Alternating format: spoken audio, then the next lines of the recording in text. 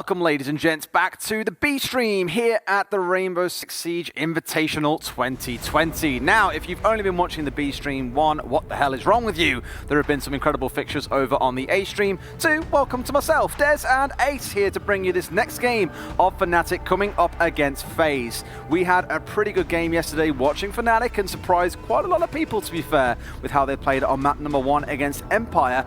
But is it enough to bring down FaZe, one of the teams that is steeped in history through Siege? It's going to be an exciting one, that's for sure. Fnatic had a great first map, and I said a couple of times that I was really disappointed not to see them do better than they did. It was unfortunate for them, but I think they'll have a little bit more to bring to the table today. They may well do. Let's take a look at the bracket so you can see how this group shapes up. So as you can see, we are currently in that game down the bottom. Fnatic versus FaZe Clan. The loser goes home.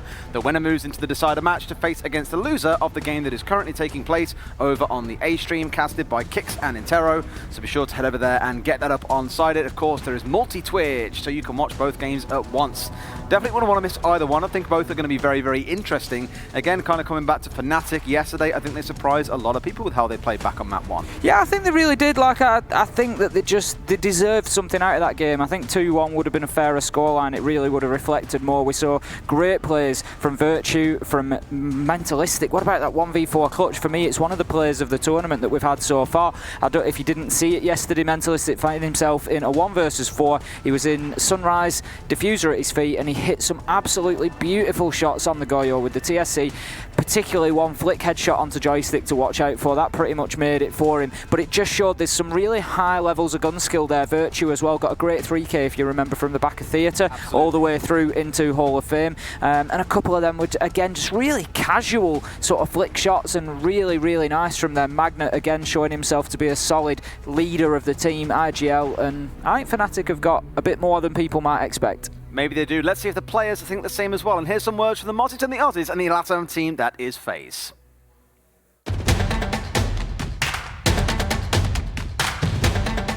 I am Magnet and I play for Fnatic. I'm Marlon, Twister, and I play for FaZe Clan. I think the loss to Empire was more just small individual mistakes. Sim, our game with Dark Zero, it was a really tough game because we prepared a lot. Our next game will be against FaZe Clan. We have beaten them once in a best of 3 internationally and lost them once, so this will be the conclusion of our sort of big best of 3 we're doing right now. I think it'll be a much more fast-paced game than against Empire, and there's going to be way less structure, so it's definitely going to be a very action-packed game, should I say, but we're definitely ready for FaZe Clan and we can't wait to play them. Actually, we expect a hard game. Fnatic's biggest strength, I believe, it's some specific maps that they play really well together, and they have a good team play as a team. I think the strength of FaZe Clan is just their confidence and in their ability to play as a team a lot. The strategy to fight against that, I think the simple answer is just to outshoot them, but with more teamwork, I guess we can... Nah, it's not even much teamwork, hey? We just got to outshoot them in a way. Yeah, I'm going to say outshoot them here. What I can say, it's the 5th time that I faced Tizo, so come on, man, let's finish this best of 8? Best of 8, 11. I love how you almost had him trying to scamper for a reason there, Magnet. That has been like, confidence, I guess. Actually, nah, it's just out. Just got to out-frag him, dude. Just click on the heads. Oh, that's all you got to do, and they'll be winning this fixture. That is their belief. But we spoke a lot about Fnatic already. Looking at the side of FaZe, so many names on that roster. I can think of when I got into Siege about a year and a half ago or so. They were names that I heard of consistently. They were a team that were considered amongst the best in the world, and the players still standing as some of the best players in the world. Mav, Unit, Astro, Iron, and Cameraman. Steeped in history, but enough potentially to see themselves going through to the playoffs here, Ace? There's certainly a lot of talent on our roster. There's absolutely no question. There's a lot of experience. Mav, Unit, Astro, Ion, Cameraman, who is the lineup that we're going to be seeing today. But I have to raise one question for FaZe. And that's, I can't answer, mate. They're busy playing the game. That's their performance at LANs. When you look, they've got plenty of experience, but when you look at the LAN finishers, generally speaking, third and fourth, 5th and 8th, you know, they tend to be in the early stages that they are going out. it may well come down to them potentially finding themselves knocked out here unless they can sort this game out. And we spoke yesterday about Fnatic a little bit as well, and after speaking to Dizzle, the coach of Fnatic again, one of the grandfathers of the game it feels like, was a player for some time, been a coach now for a couple of years, absolutely in love with the APAC scene and seeing it grow. And he says, you know, Fnatic is as much a project as much as it is a team that is seeking to win. And speaking of that project, here are the players that are part of it. It's Magnet, Mentalist, Virtue, Lusty, and Tex.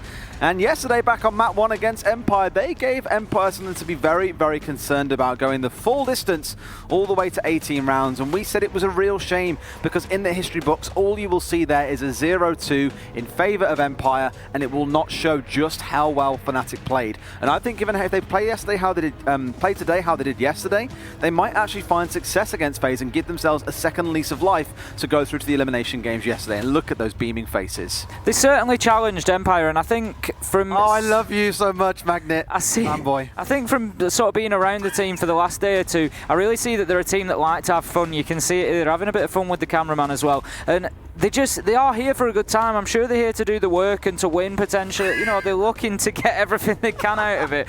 But they are a team that likes to have a bit of fun as well, and that is a dangerous thing sometimes. If you come in there with that sort of confidence and that sort of enjoyment, it can really translate into your gameplay. And having a bit of fun with the ESL cameraman is never a bad thing, even though there's a cameraman on the other side, of course. But our head-to-head today that we've got to speak about is Mav and Magnet. Now, bear in mind, both of these teams lost their games yesterday. You're going to see probably negative KDs or some stats that aren't too favourable. But for both of these players, opening kills have been looking very, very healthy. 4-1 for Mav, 5-1 for Magnet. Despite losing their games, shows that they are serious fraggers who can have a massive impact on how the start of these rounds play out. Certainly can. I mean, you look at these two teams, they have got some history between each other. Back at the Rally Major, FaZe took a 2-0 win over Fnatic, and then I think, correct me if I'm wrong, but SI 2019, these teams actually met as well, and Fnatic came out on top in that occasion. So, nice, you know, the spoils at this sort of level are reasonably evenly split. Fnatic have shown that they can draw and get a result out of FaZe, but that was a different Fnatic team 12 months ago. You know, this is a Fnatic team now that we are sort of seeing struggling a little bit. They've not had the best 12 months. Milan was a struggle, Pro League was a struggle, and they are going through a transition at the minute. And transition we shall into the map vetoes. Rifle through those so you can see exactly where we're going to be playing. It's going to be Villa being picked up by FaZe, Kafe for Fnatic, and Clubhouse as our decider if this does not result in a 2-0. What are your thoughts on those picks? Because we've just seen them earlier on in the G2 BDS fixture as well. It was a 2-0 to G2 across both of them. Actually in favour of the team that picked the map in the first case, which was G2. If we were to follow a similar pattern, it would be 2-0 to FaZe, but two different teams, two sets of players. Go figure. Yeah, I think we saw Fnatic play very well on Coastline yesterday, which is a gunfight heavy map. I think that Villa will probably suit FaZe down to the ground here. FaZe are one of the more LATAM teams, if you will. They are going to come out, they're going to play very aggressively. You're going to see jump outs, you're going to see peaks, and Villa is a map that you can benefit from that if you take the risks. So it wouldn't surprise me to see FaZe have a good showing here on this first map. Well, let's hope they can. It's their map pick, so it should be the one where they come out looking the most confident. Now, between the two teams that we saw earlier over on the A stream in the last round, there was a lot of play around shields. There was a lot of C4 play. And, well, a certain kind of shield is going to be removed. We didn't see that last time round, but the Monty is being banned away here by Fnatic. So they want to keep that one away from FaZe especially, I would imagine, given that FaZe are the ones starting off on the attack, and it is their map pick. Hibana is going to follow through, as we spoke about earlier on. Very, very flexible in her utility. Can open up crouch-sized holes or jump-sized holes, take your pick, or also single ones for more sightlines through, and also, of course, one lower down on the ground that you can crawl through if needs be. Mira also coming out very, very good at defending the upstairs sites. I've seen it used a couple of times on the downstairs, but mainly more for upstairs. Valkyrie going to be the following ban to come through, as the intel provided by her is deemed as too great a threat. And it is always a serious threat, we know that. Those 3 Valkyrie cameras, if left in place, either do one of two things. They dictate one of the picks for the attackers, needing to bring the IQ to make sure that they're getting rid of those Valkyrie cams, or alternatively, generally speaking, they do at least one or two of them get away and survive and stay in place and can feed back some, like you say, vital information, especially on a map like Villa that's got such a huge destructible floor. You get your Valkyrie cameras upstairs, you get your Valkyrie downstairs with a Nitro cell, and it's just a matter of time until 2 and 2 get put together, and usually people start falling to those Nitro tosses. Magnet6 picking away from that Echo as well, seeing the IQ on the other side for Cameraman. Quite ironically, his job here would have been to destroy those cameras, or at least the cameras provided by the Yokai drones. Instead to go over to making use of the Maestro. And of course, this game is brought to you by Marsu, the Pro League observer. No doubt you've seen him many times over the last couple of years or so. Have his pleasure, or we will have the pleasure of having his wonderful observing, bringing this game to us now. Certainly will. It's the first time that we have cast a game observed by Marsu here, and I'm sure there's going to be plenty of thank you Marsus, as there has been. Hashtag thank you Marsu. Let's get it going, boys. Hashtag thank you Marsu. So we are heading into round number 1 properly now. We can see we're going to be having an AVG, Aviator and Games Room defense. First of all, not too much of a surprise. It is very, very normal. We can see there's a rotation been opened up there just in behind bar. That could be a dangerous one. It will need to be defended. We saw, who is it? We saw Shaiko taking real advantage of that rotation earlier, just one walking into sight and getting himself a good few kills. So that's something that Fnatic are going to have to be very aware of. We can see they've got the man at the top of red stairs. He's going to be quite pivotal in this round. Absolutely, and they've got themselves inside the study pretty quickly here last time around, because earlier when we saw the two teams, BDS and G2, going up against it, it was almost impossible to get anywhere near study. Whereas right now, FaZe are sticking 3-4 members down this side. Iron currently on the drones for the other two to be looking in. Seems like the others are looking more towards the north side. So now they've got themselves a nice view through in towards the site itself, thanks to that soft wall to the left at the top of study. And blowing up these Goyo shields to make sure they aren't going to be a disruption a little bit later into the round is pivotal at this point, even if it does mean you have to burn through quite a bit of your utility early on. Interesting to see Lusty on the Goyo there. It was an operator we saw Mentalist use to great effect really on Coastline. That was who he got the 1 versus 4 clutch with. I think he felt that he'd maybe had a bit of a mixed performance by the look of a couple of tweets that he put out, but a lot of these players are super critical on themselves. I thought he had a reasonably good showing on Coastline, but he's moved away onto the smoke and he's going to be holding behind that deployable shield at the top of red stairs, looking to defend the 90 corridor area. We can see Ion there just taking a little bit of damage from the Maestro camera, but it will alert him. And how about that for a spot? Takes the head off Magnet, but in turn, Yuna will move in and get a very unfortunate team kill there. That's poor communication. I don't understand what he could have been aiming at that angle. There was no one inside of study. That was just genuinely a completely accidental team kill and misidentification. Unfortunate, I guess. It would appear, yeah. That now means that they've lost control of study, because Iron was in a great position there to contest in towards site. He had one looking straight through across in towards the game site as well, and that position is now lost, meaning that otherwise they've got to regain control once more, as you just saw, with a bit of a press up from the top of stairs. And Mav is now in a good spot for him to be able to move into study, but 2 minutes have been wasted by Fnatic here, and so far we're sat at 1-on-1. Oh, I can think it's one of those reflex kills where he just saw some movement in the single doorway and thought it was somebody, defender pushing out into study. So he took, it was a nice headshot, if nothing else. He hit his shot, we've got to give him that. But well, last time I had a bit of a, what should we say is the word here? Bit of a reputation for being very frag heavy and very keen to pull the trigger. That's just a prime example of it. It certainly is. So we can see that rotation being used, as I suggested, the top of red stairs not really being defended heavily enough. And as Buck moves in, he will more than likely get one. No it's way. Actually going in the other direction. Mentalist getting himself a nice double before Astro takes him out. Cameraman, one of his own virtue, levels that out with a trade, and that leaves us now in a 2 versus 1. But Astro manages to get the bomb down behind the bar, and that means that the defenders become attackers as they have to try and retake the site. Astro takes the head off Virtue as he tries to move through. The Nitro will be unsuccessful, and that leaves Lusty now in a 1 versus 1. Astro has picked his hill and he is going to defend it. He's going to stay there. He's waiting. He's got crosshairs placed, and it's an easy shot as Lusty moves around through the vault. Well played from Astro, 1 versus 2, including a plant, and that is exactly the danger that I was talking about with the rotation in behind bar there. Quite often you'll see that wall reinforced. We have seen it opened as a rotation a few times recently, but if it's reinforced, quite often the attackers will look to get in there with a Thermite or a Hibana and actually open that wall up. So by doing it as a rotation, you're sort of doing that job for them. It's great if you defend it and you can fall back onto site in the very late round. The problem was Mentalist had to get back onto the site way too soon, and it just allowed the attackers to walk in there.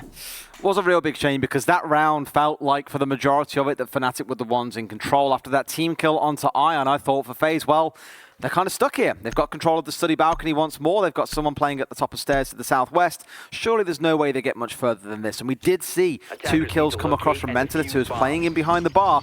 But everyone else at Fnatic was scattered more towards the northwest side. And we saw the magic that Astro could work. Once that diffuser had gone down, completely uncontested by the side of Fnatic, it was a simple case of flicking heads as they walked around the corner. And that's exactly what he did in emphatic fashion. So FaZe the ones coming out the best in that first round. Fnatic maybe needs to buck their ideas a little bit here and come out a bit stronger when they know that there's a potential threat. When Mentalist says to you, I've had a fight, I've got 2 kills, there might be a third one coming around the corner, that you rotate some members in a little bit quicker to be able to prevent that plank going down. We're going to see the same site attempted once again. Let's see if it can be more successful for both teams here, hopefully without any more team kills. Round number 2 then, and heading into the action phase here between FaZe Clan and Fnatic. If you're just joining us, this is the first map of this fixture. We are on Villa and it is a best of 3, so we'll be seeing at least one more map today. Whoever loses here, it is worth stressing the point. I'm not sure if we've actually mentioned it at this point. I'm sure we probably have, but this is a losers bracket match, so whoever loses here will leave the tournament. They will be out of the Six Invitational 2020, so we are talking about big stakes here. The current prize pool for the Six Invitational being up to about $2.5 million and still growing, where it will continue to do so until it reaches that $3 million cap, and then anything above that will be placed into other esports projects throughout the following year. So big money to be played for here, and I'm sure both of them keen to live to fight another day. And like I said in our stream yesterday, I believe in the first game we did between Na'Vi and SSG, oh, not again. I mean, once is a mistake. Twice is just taking the mickey. It was the same player killing the same player again. Yuna has twice got a team kill onto Ion now. What did he... Surely there can't be some sort of internal beef going on. Surely not. Surely this is not payback for something or other that has gone back before. Honestly, that one I think was more misfortune. Yuna was trying to spray through into the master bedroom window to make sure no one was going to try and peek while they were all setting up on that balcony. I think more than anything else to cover Ion, he thought Ion was going to try and jump through the window to the east of study, but wasn't quite to be the case. Either way, they put themselves at a man disadvantage again. Can they go on to win the round once more? Astro certainly thinks so, as he is going to bring down Mentalist. To finish my point on the $2.5 million prize pool, G2 walked away the winners last year with 40% of that. So it is definitely a tidy play day, although I think if you get knocked out in groups here, you still walk away with approximately $60,000. So not a bad payday either way you look at it. So teams have still got something to play for here. That increases by $20,000 if you make it out of groups. That's it. There is big money on the line and to be had, and they are playing for it here. So 1 minute left to go. Team kill, but then that's been traded out. We are square now at 4 versus 4. We don't have too much progress towards site, but I don't think that will be too much of a problem. We've got the red stairs cleared out, which is exactly what we need. We've got Magnet holding tight in that corner behind bar with the Maestro, but the rotation has been opened up again. That's not going to be an easy shot as they move around that corner, though. Tex gets the kill onto Astro from over on the trophy statuary side. We can see Yuna loses his life as he tries to go around the corner. And so will Mav. Lusty getting both of those. It's not even needed for Magnet to get the kills there. He's just going to let Lusty on the Goyo take them from the other side. So we are now 15 seconds left to go, and it is 1 versus 4. 0 versus 4 as Magnet steps out and gets that final kill onto Cameraman. Easy for Fnatic there. Easy for Fnatic. That could be a hat-trick if you want. But Lusty, I got to give it to him there, despite the pre-fires coming through as someone rounded that hallway off towards 90 on the west. The pre-fire was there from him and he caught 2 beautiful headshots.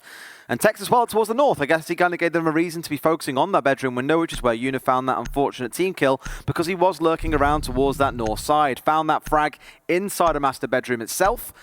And for FaZe, it's part of what I feared from what we saw from Empire yesterday, where it came down to not really playing to trade with one another, playing very independently.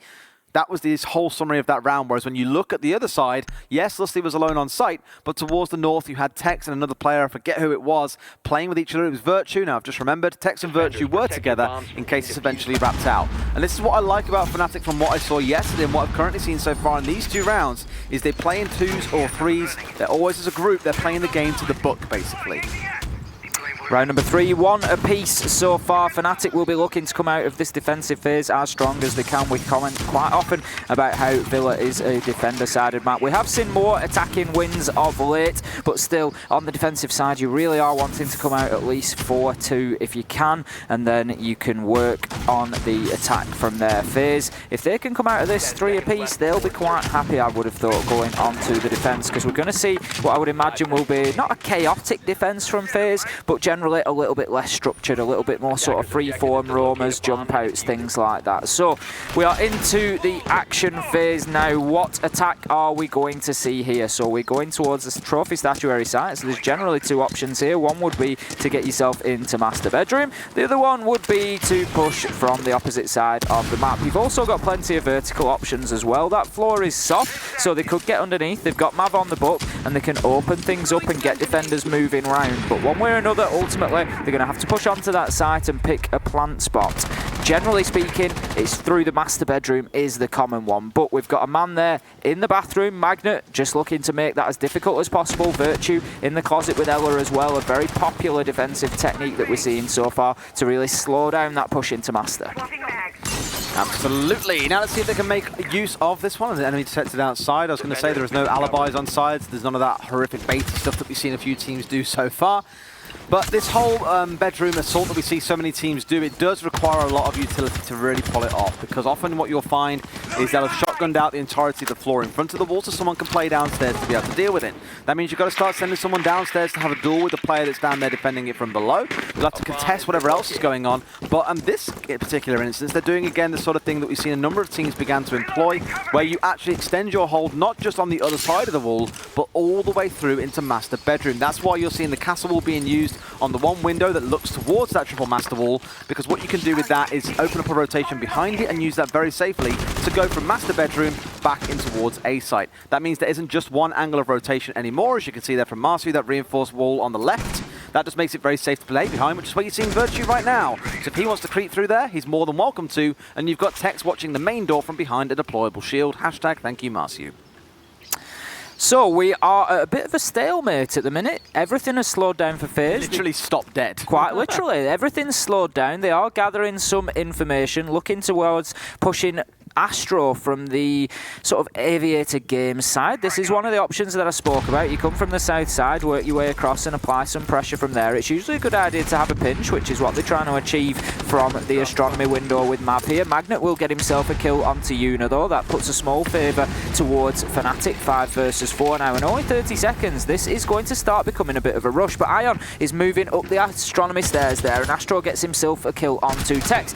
That is a great peek from Ion there onto Lusty, and that brings these back into the favour of FaZe. 4 versus 3 now, but with only 20 seconds, the clock is going to start working against them. They need to think exactly how they're going to get the diffuser into a planting position. Mav gets the kill onto Magnet. Virtue will trade one out of his own onto Astro. How about that? Ion using the Goyo shield against the defenders and gets the kill onto Virtue, and that leaves in a situation where Mav will finish things off. Kill onto Mentalist, and that was a very late round flurry there.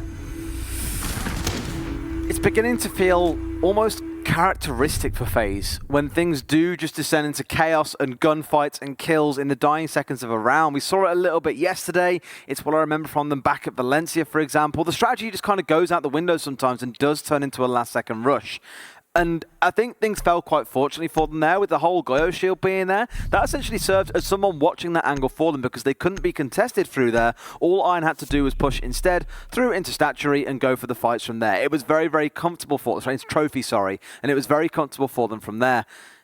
A bit scrappy at times. Would like to see maybe these executions come through 30 seconds earlier or so to get a bit more breathing space. But like you said, about 60 seconds remaining, everyone is like playing musical statues. Everyone just froze in place while Astro crept up the south side of the map, and that's when everything suddenly exploded from there onwards. So the right sort of idea from both sides. I think the timing is a little bit off for FaZe, and for Fnatic, they've got to win more of these gunfights if they want to keep on converting rounds. That's it. Fnatic were largely defending on site there. There was no real roam presence downstairs. If FaZe try that sort of move against, you know, a more roam-heavy team, somebody like, you know, G2 who might have somebody like Uno out on the roam, Kanto Raketti out on the roam, somebody like potentially a TSM with their roam game, you're going to struggle a little bit, because when you stop like that, the roamers are going to pick up on that, and they're going to hit you on the flank, and they're going to start picking you off if you're not active all the time. You need to be moving, you need to be agile. So against a team like Fnatic, who are playing reasonably static defences at the moment, they will get away with it for the time being, but it's something that they might need to think about going forward. And you've got to think about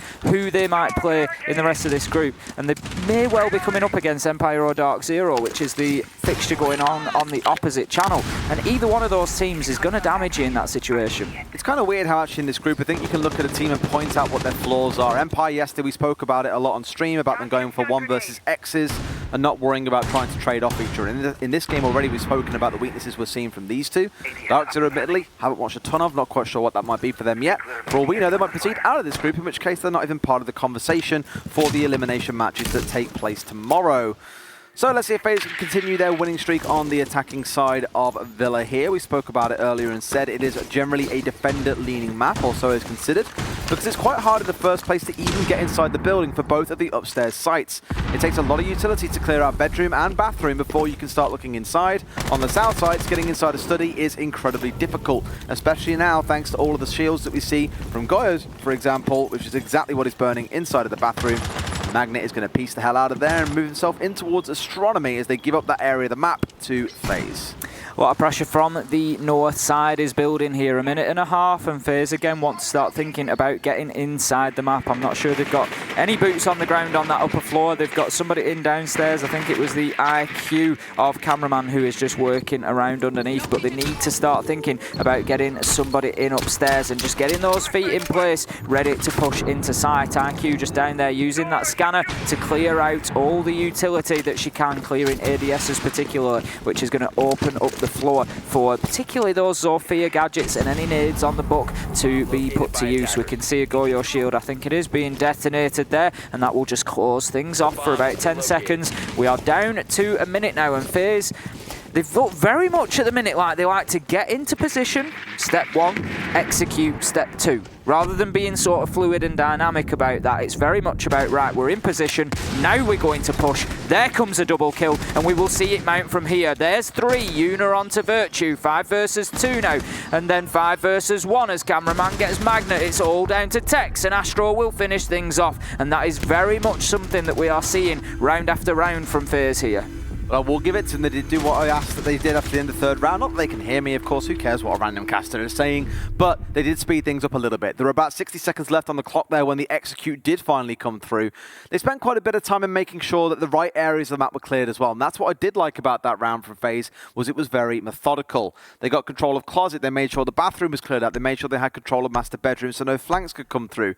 They then had 3 pushed down through an Astronomy. And thanks to the gun skill of these guys, probably the biggest strength of this FaZe team does come down to that gun skill. They just swept their way across Fnatic and got themselves the kills. As it stands so far, with this being their map pick, you would expect them generally to do better than Fnatic, but 3 rounds to 1, this is turning into a bit of a domination from FaZe. It certainly is. Fnatic need to be very careful, because this is going to run away from them quickly. If they were to suffer a 5-1 in this first half here with FaZe on the attack, I think they're going to really struggle to probably take any of those early attacking rounds, because FaZe are going to be able to go towards their 2 primary sites, and it's going to be very, very difficult to dislodge them. Not only that, they've got their eye in, they've got the shot, they've got the confidence building. We can see now kills are coming in across the board. Yuna's been a little bit quiet unless you count team kills. Other than that, it's pretty much going drastically in FaZe's favour at the minute, and Fnatic need to do something to disrupt them. And what they need to do is they need to get themselves out of sight. I'm yet to see anybody on a roam. IQ was downstairs just clearing gadgets out, absolutely no concern whatsoever. Normally you'd have a second operator downstairs with somebody like an IQ to make sure that she was safe to cover the flank while she was doing her work, looking up at the ceiling, and was in that sort of vulnerable position. As it is, they don't even need to bother with that. They can still send 4 towards site, send 1 underneath, and they know that they're safe, and that's because Fnatic are not doing anything to disrupt them. They're just sitting on site. The only thing they are trying to do, because they did do it in the last round, is they are going for these extended holds. In the last round, they did have 4 reinforcements dedicated down towards study and forced a lot of utility down there from themselves. I believe we saw the Jaeger and the Goyo down there doing quite a bit of work too. But FaZe didn't care. They were just like, we have no reason to worry about what's going on down there because we believe that we can take Master Bedroom. We believe that we can take Astronomy and we can basically close the round out from there. That's exactly how it played out. Same sort of thing here. We did see quite a bit being reinforced towards the north. Cameraman did start on the north side of the map, but I think he's basically gone off towards the west now and has completely ignored what was going on that side of the map.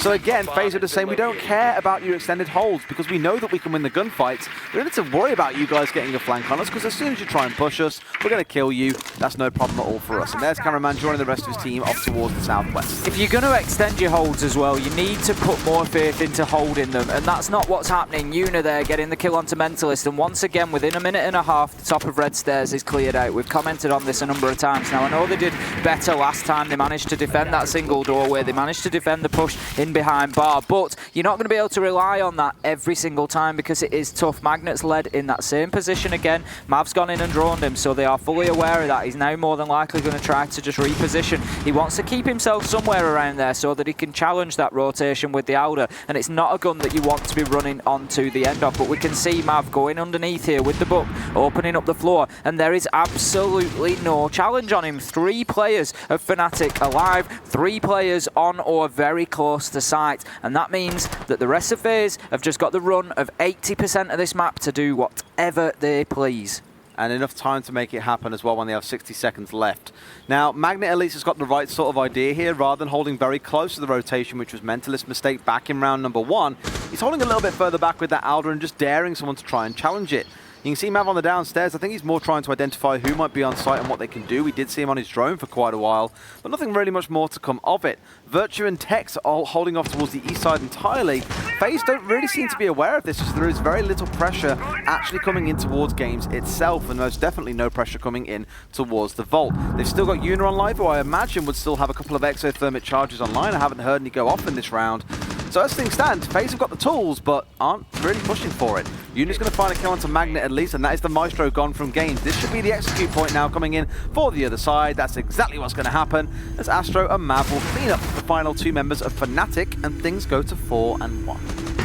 4-1, and things are running away from Fnatic quickly here. And the problem is, I think if they move out of Villa having taken a big loss, the whole fixture will do the same thing. This could well end up 14-2, 14-3 as an overall over 2 maps if they are not careful. Because, as I say, things really are just slipping away at the minute. But, Des, I know you're going to be just as excited as I am.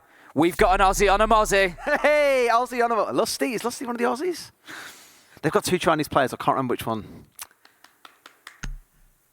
It's an Aussie team. That's what we're going to go with. Let's call them the... And I apologise sincerely to Lusty if he is not indeed Aussies. an Aussie. We'll say the Aussies on the Mozzies, okay? The Mozzies. There's only one Mozzie, of course. You can see there he is. Woo, woo, woo. Party time with the Mozzie. Okay, so Lusty's on that one this time round. And okay, we're going to try things on the downstairs. I think Fnatic have finally accepted that upstairs is clearly not their forte. They are from down under, so maybe being downstairs will really help them out. Let's see if they can defend this side quite effectively, because we've seen some interesting setups up here, or down here I should say, for teams like TSM from North America. We've seen very widespread defenses on the downstairs, tons of rotation holes being set up, and essentially everything they did engineered and forced the attacking side to come in from the south. My only concern for Fnatic has been the same thing round after round after round, is that everyone is having to come in from the same spot and they're still just winning gunfights. They don't care. FaZe are happy being shoehorned into one direction. They'll still go for it and they'll still win. Confirmation, Des, that we have an Aussie on a Mozzie. How exciting. Let the Aussie see the Mozzie.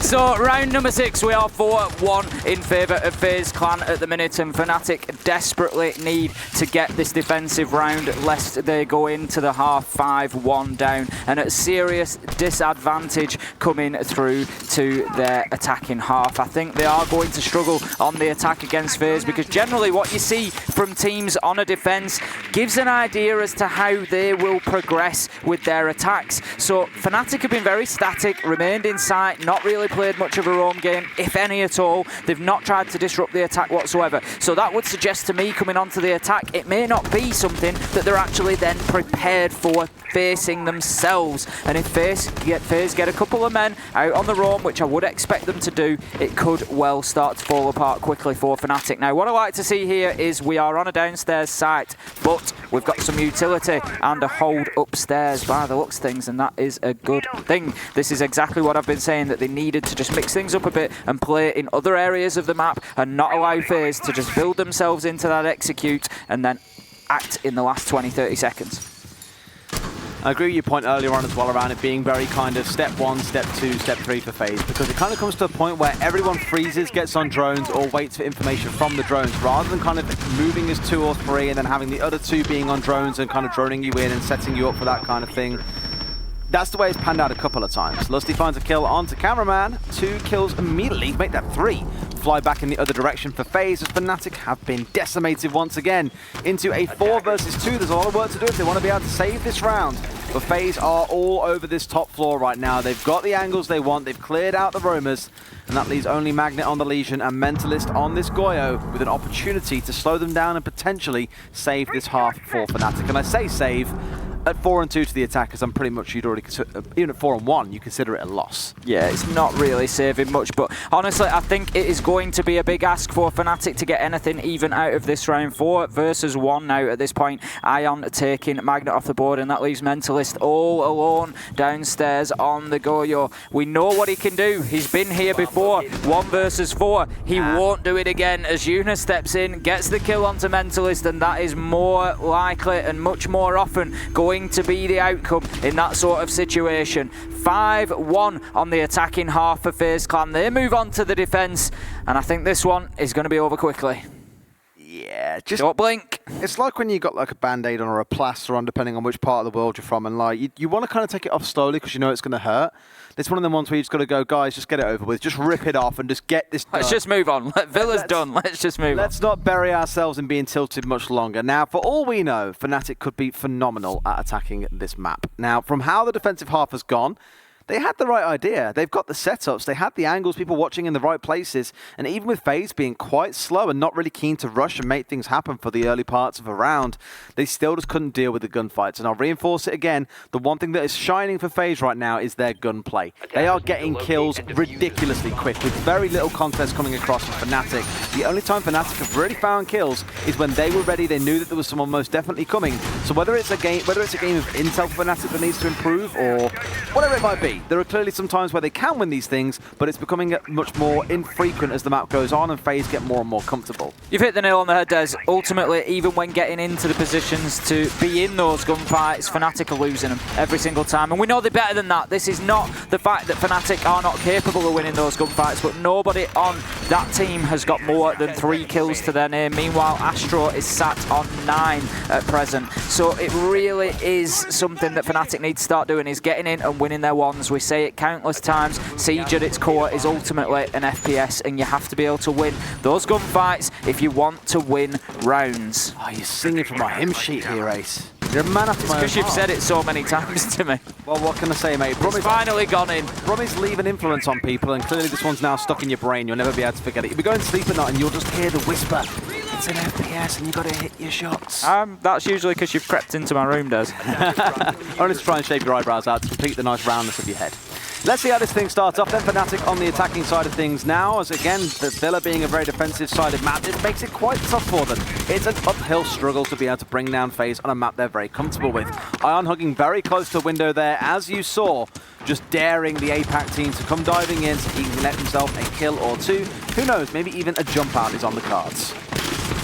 Very possibly, it's going to take something, I think. FaZe, at this point, They don't, it's not that they don't care, but they know that they've got themselves a commanding lead. I'm sure they're going to be professional about this, but like you said, this is when we see the confidence come in. This is when we see aggression go through the roof normally. That flashbang just burning those ADSs there, and that's going to force Mav just to relocate a little bit. He's got the shotgun, so he's going to be looking for those close range encounters as best he can, and he's also got a nitro cell, which will come out, but will be ineffective, and he's going to have to bide his time and wait for the push. We can see Red Stairs just being challenged there, and Astro taking no damage at all. So once again, as we were saying, these gunfights, Fnatic need to start hitting the shots. Interestingly, Mentalist gets a kill onto Cameraman with one of the Go Your Shields.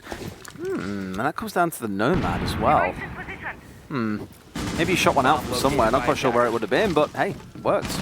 Fair play to him. I was going to say that the fact that even Fnatic choosing to bring the Nomad here probably just suggests they're aware that FaZe might try something crazy like a jump out or by flanking them. You saw that sort of thing coming from Astro just a second ago when he pushed down Red Stairs, and as you just saw on your screen just a brief second ago, that now means a member of Fnatic has got to sit and watch those stairs in expectation. Magnet's going to find Eunice, so it's a 5 versus 3 for Fnatic, and they are in a commanding position here to turn this round into a win. But this is still FaZe they're playing against. We've already seen what they can do today. Make that a 5 versus 2. It's starting to swing definitely in the favor of Fnatic now as well. Shotgun kill comes through for one side, goes to the second, but can't find it. It's Iron all alone here with an SMG and a dream to be able to bring this one back. Only 77 bullets left in it as well. That's not a whole lot. Getting sprayed through the wall, though. There are 3 members pushing in now from the east side, one towards the west, and he is in a bit of hot bother. Tries to swing around here and wait for the second kill to come through, but it's going to be the Ash coming through, gets down immediately. But the diffuser has still gone down. A lot of spraying coming through there as well. Can't quite see the head of the attackers here, but a lot of work to do inside of 45 seconds. Got to kill 35 seconds, sorry. Got to kill 3 people. Not quite to be the case, and Fnatic showing that, hey, they can execute on attacks and have managed to win themselves their second round of the map. Is this the start of things to come? Can we bill this as a potential comeback? We see it so many times where teams will come out and absolutely dominate, as FaZe did there 5-1 in the first half, but then when things switch, so does the team's fortunes, and the other ones come back and even go 6-0 sometimes and will take the match straight away. At this point, I'm going to need a little bit more convincing than one round from Fnatic. They really just haven't shown us enough so far. I think there were some mistakes there from FaZe. They didn't really make that roam effective. It didn't really have any impact, and very quickly Fnatic were pushing onto site. If you're going to use a roam, you've at least got to slow down and waste time as best you can, whereas Fnatic were able to get very close to site very quickly. It was quite hard because of the attack and the angle that came in primarily from Fnatic was down towards the southeast, which can be quite hard to upset sometimes, because you're starting on the outside, you're going through into a connecting room where, as we saw, there was a single hole in the wall to the left that a C4 could be thrown through. Once you're out of C4s, your effective defense is them coming into the site, going for a plant, and you being able to interrupt them from there. It just kind of forces through one doorway unless they open that wall up with Lusty on the Thermite. But in absence of that, you are right, they really should be looking to try and contest that a bit sooner, I think, and just didn't feel they maybe had the goal to do it. Either way, we're going to change things back on towards the upstairs. FaZe opting now to go towards Aviator and Games. See if we can make this defensive setup work. I imagine they, more than any others, will be aware of the rotation hold towards the southeast of B site, A site, and quite rightly so. You can see that Mav is there now. They've reinforced that wall, so we're not going to see a repeat coming through from the other side. Hashtag thank you, Mars.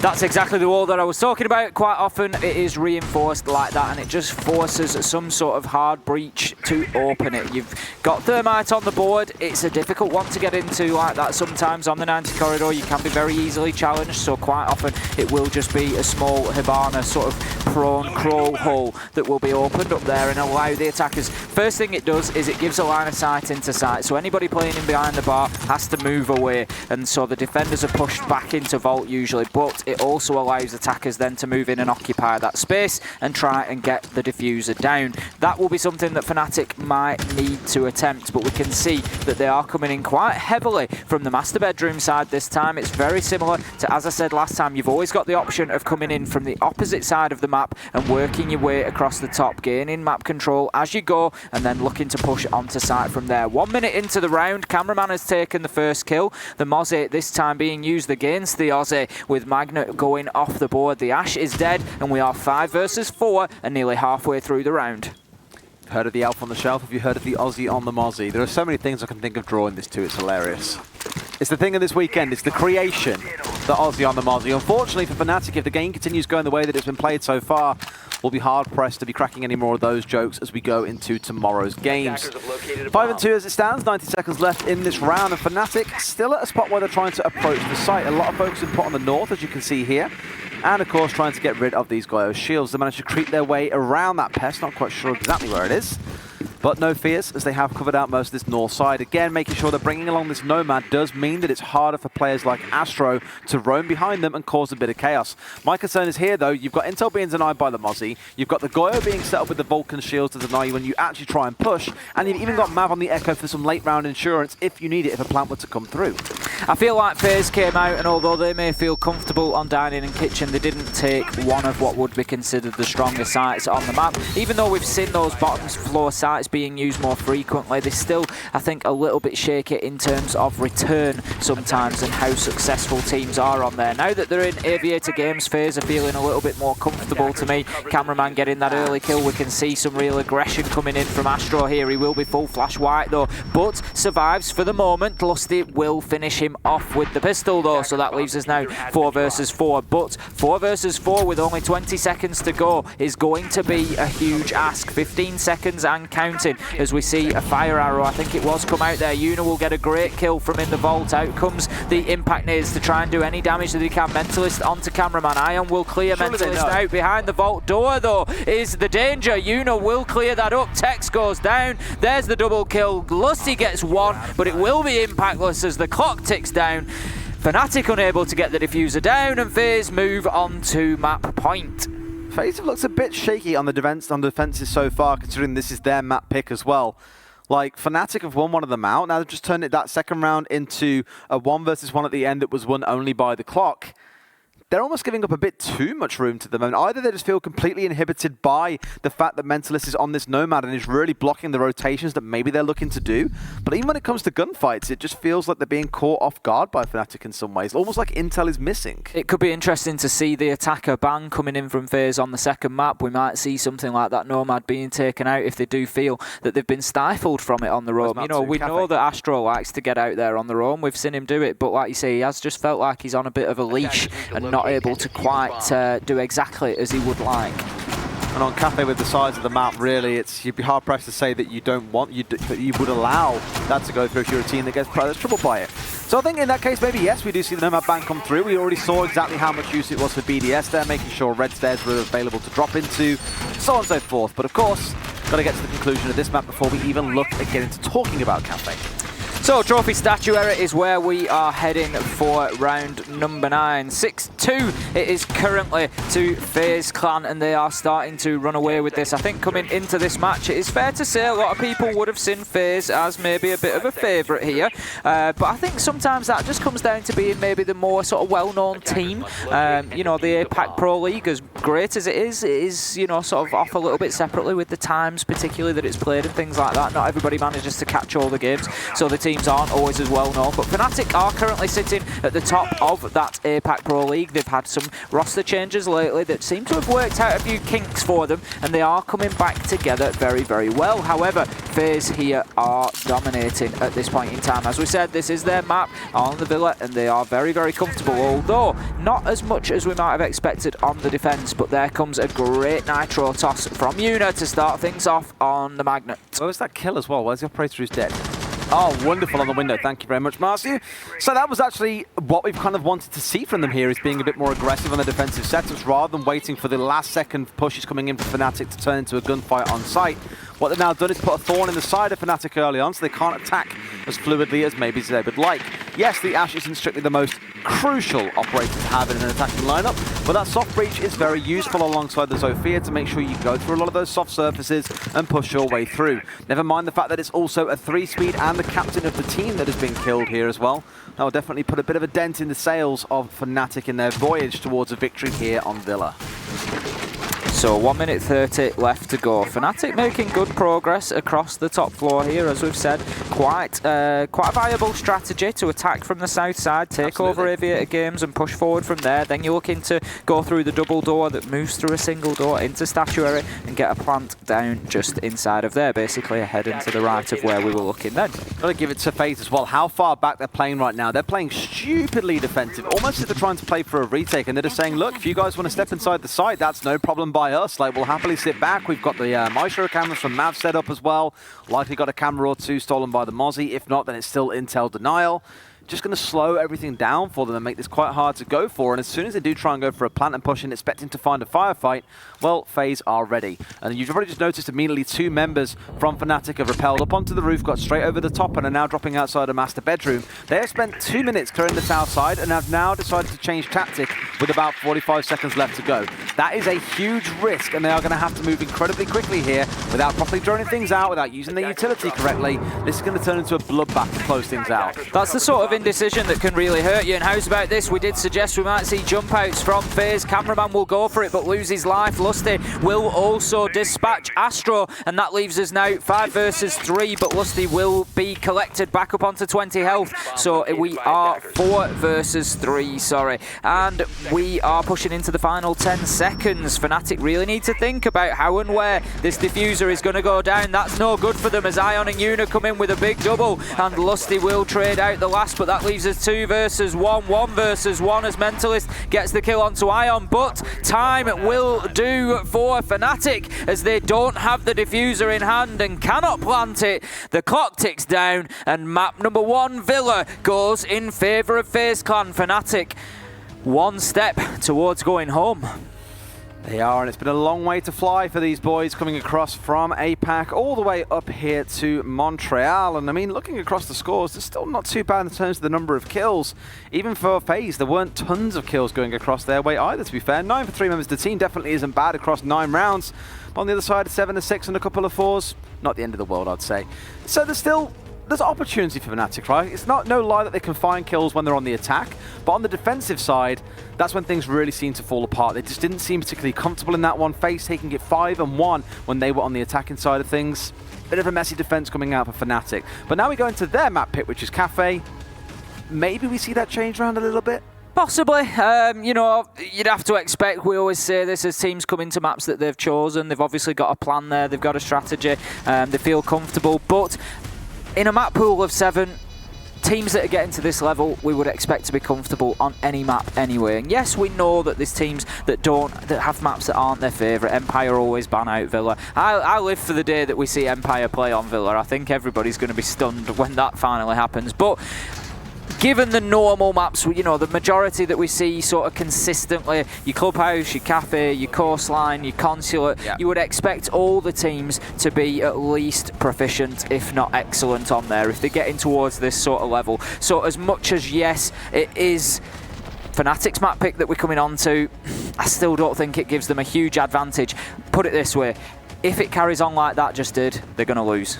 I really hope they watched the G2 BDS game earlier on, because there were some spicy setups coming through in there. We saw a bit of Monty, a bit of Glass, a bit of Fuse, a bit of Chanker on the defensive side. Take your pick. We really did. All the things you did think you would see, we saw. So hopefully in this fixture we get to see similar crazy sort of setup coming up. It is their map pick, which means ideally they're the ones who should have some creative ideas on how to deal with FaZe. Because like we keep on saying, so far when it's coming to gunfights, FaZe are just wiping them out. I expected to see a little bit more from FaZe on the defense. As you say, they were just playing very deep. They were allowing Fnatic into areas where they could consider plants potentially. They were quite happy to, you know, either prevent that with last-minute gunfights or potentially with a retake situation. They seem quite happy to be in that situation of needing to take those gunfights. But ultimately, I'd like to see a little bit more from FaZe in terms of a bit of an aggressive roam game. Get out there and get a couple of kills while Fnatic are trying to position themselves. You know, get out there and mix it up a bit. Some vertical nitro kills. Let's get out into the map and have a bit more of a game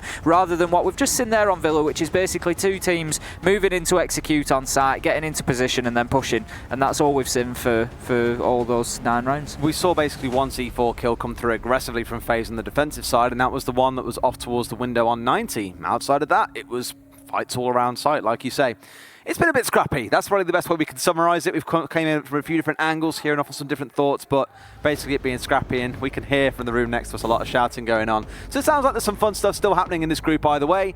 Like I say, map number 2, we'll be going into that very, very shortly. The players just need a few minutes between games to have a chat, rally themselves, make sure they know exactly what everyone's doing in this next fixture. You don't want to go in unprepared. Absolutely not. It's worth highlighting for anybody who's not aware or has maybe joined us where we stand in this match. So we've currently got FaZe Clan versus Fnatic. This is Group A. Group A, so we are in the lower bracket. So both of these teams lost their matches yesterday. Fnatic to Empire and FaZe Clan to Dark Zero in a close 2-1 affair. They really did run Dark Zero quite close. So that is why they are playing today. They've dropped down into the lower bracket. The loser here will unfortunately leave the tournament. Whoever gets the win will then play the loser of the match that's currently going on the Alpha stream, which will be Team Empire or Dark Zero, and then the winner of that match will proceed to the playoffs along with the winner of Empire and Dark Zero. I think if you follow that, that was right.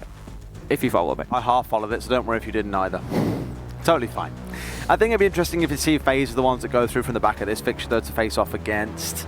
I mean, who do you fancy them facing, actually? Is it Dark Zero or Empire to win the game that's currently going on? Personally, I said Empire. I don't know what the score is at present, so saying that, it's probably already like 7-0 to Dark Zero or something. I did fancy Empire for that game. They're both very similar teams, very structured, like to do things in a strategical way, checklists, you know, move through a process quite slow.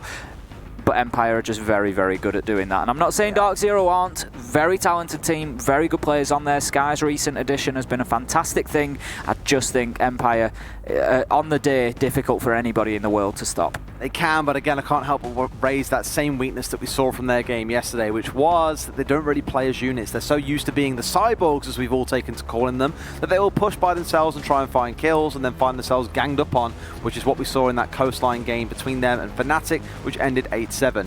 And it's quite mad thinking about it, seeing the Fnatic we've just seen playing on Villa, that they almost took a map off of Empire, who were the grand finalists last year against G2 in the Six Invitational 2019. It was, and we have just had a quick update, so close your ears, give us a mute for 10 seconds if you don't want to know, but it's currently 5 apiece on map number 1 between Empire and DZ, so it sounds like a real banger of a match going on over on the Alpha stream. But you don't need to go anywhere, you can stick with us here on Bravo. You've got Ace of Pyrite and Desertu bringing you FaZe Clan versus Fnatic. Heading into the second round, FaZe have won out on Villa and they have put 1 foot into that lower bracket final that might just be able to take them, keep them alive in this tournament towards the semi-finals, sorry, not the semi-finals, the playoffs that will be taking place on Tuesday and Wednesday.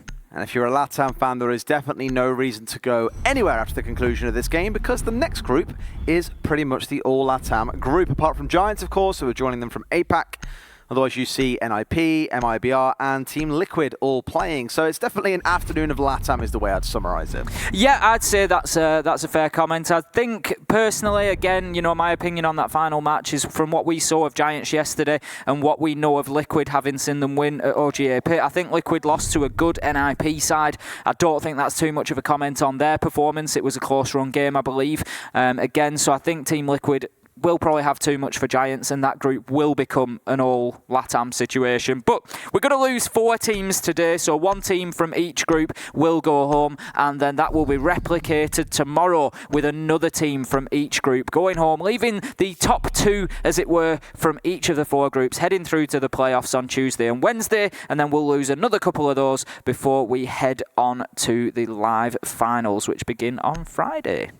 Very interesting operator bans as well from FaZe, starting things off with a ban onto the IQ and then self-banning away the Echo. Echo obviously becoming very powerful when you can't easily find those invisible yokai drones. When attached to the ceiling, they go invisible.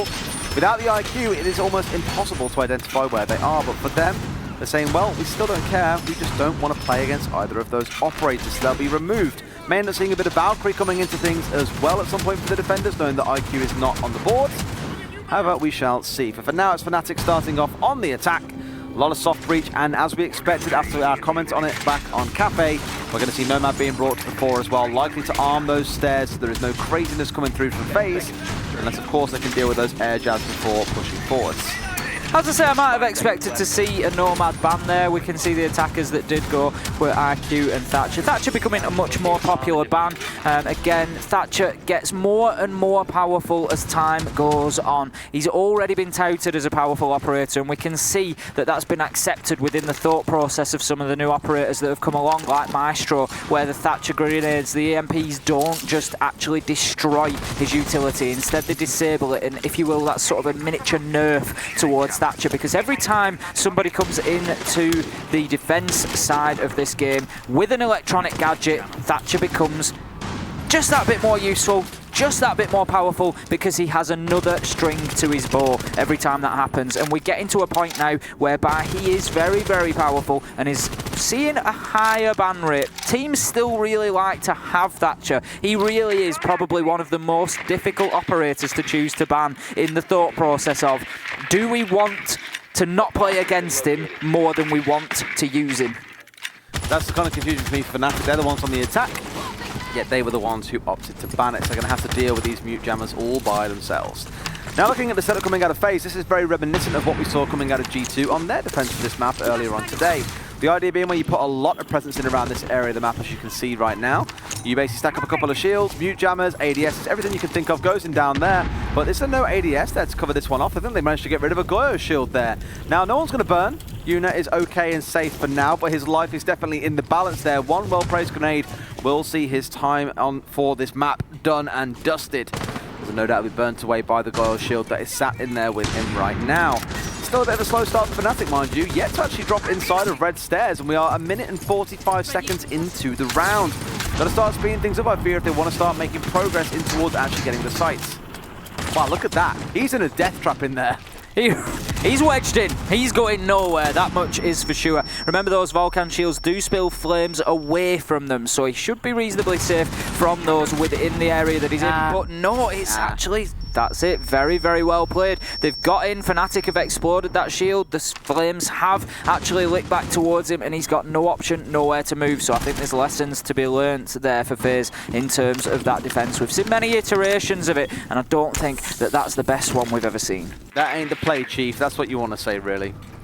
Definitely wasn't ideal. Being surrounded by Goyo shields like that, you basically make the area a death trap to be in for the defenders there. If you were bringing normal deployable shields, yep, would work absolutely fine.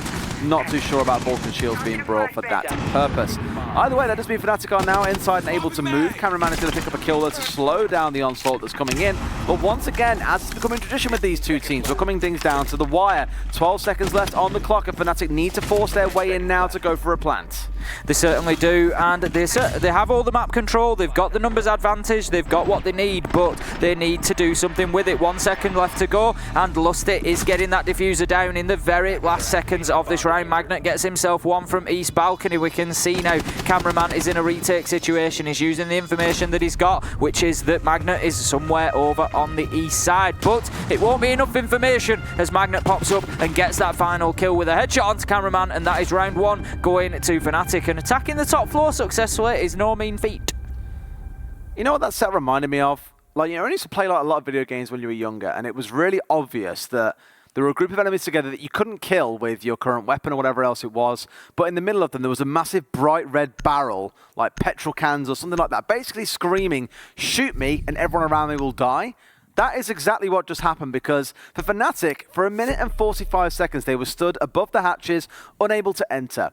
And as soon as it feels like they got the identification of, okay, there are actually 3 Goyo shields set up here inside a cigar, there are 2 defending operators in there, why don't we just try and grenade the big, massive, bright red things and watch them burn to death? That's exactly what they did, and 3 kills just flew through for Fnatic. Those that tried to run out of cigar were gunned down. It was just 3 kills that absolutely turned that round on its head for Fnatic. So, lesson learned for FaZe, don't play so close to Goyo shields, or at least give yourself an easy out.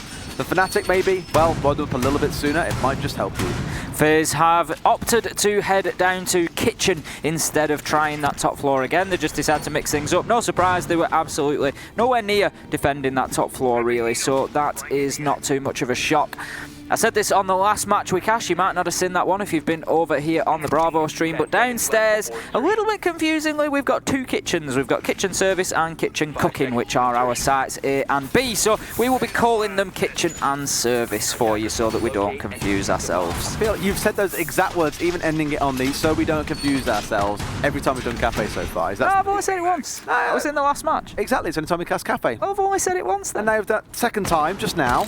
Every time. I mean, that is not lie though, is it? Every time. I'll come to expect it now. Every single time. In round number 2 we go. And Fnatic, having taken the first one, are going to be looking to cement themselves into this game, I'm sure, with a second win here. An attack on Kitchen will usually come in one of a number of forms, but generally speaking, recently we've seen sort of a meta going towards getting mid-floor control, which requires top-floor control. So you need to clear all those roamers out, get yourself downstairs and start opening that floor up above the kitchen. Great first kill from Tex there onto Cameraman, taking full advantage of that balcony, and the view down towards half stairs will absolutely rip him to shreds. So that is 5-4 in favour of Fnatic, and this is what I like to see. They are coming out and making a game of this. I really didn't want to see them just roll over again like they did on Villa. I want to see them challenge. I want to see them fight for their place at the Six Invitational 2020.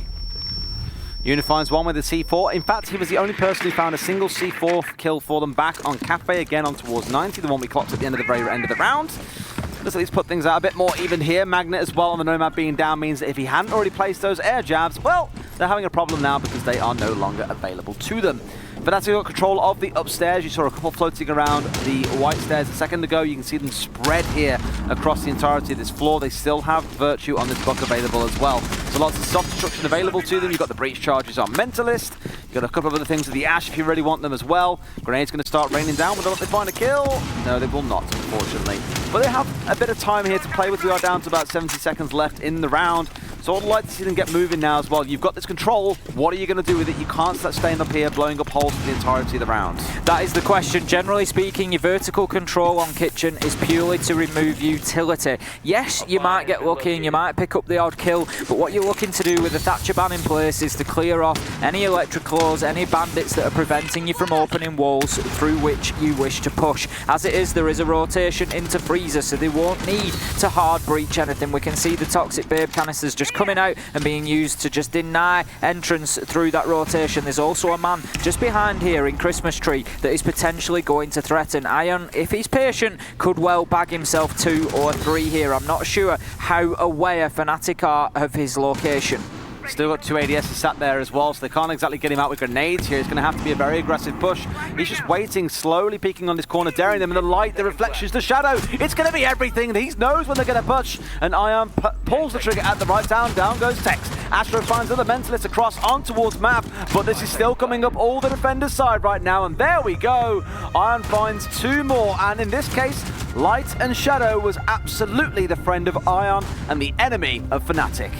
Not really sure what the plan was for Fnatic there. They went in and they got the mid-floor control and they opened things up, but ultimately they just weren't able to make it pay. And as we say, there is no real method to attack site vertically in terms of getting into site and getting the diffuser down. So if the defenders can get themselves into reasonably safe locations, they can leave you upstairs for as long as you want to be up there. Ultimately, you're going to have to come down and you're going to have to push onto the sites horizontally.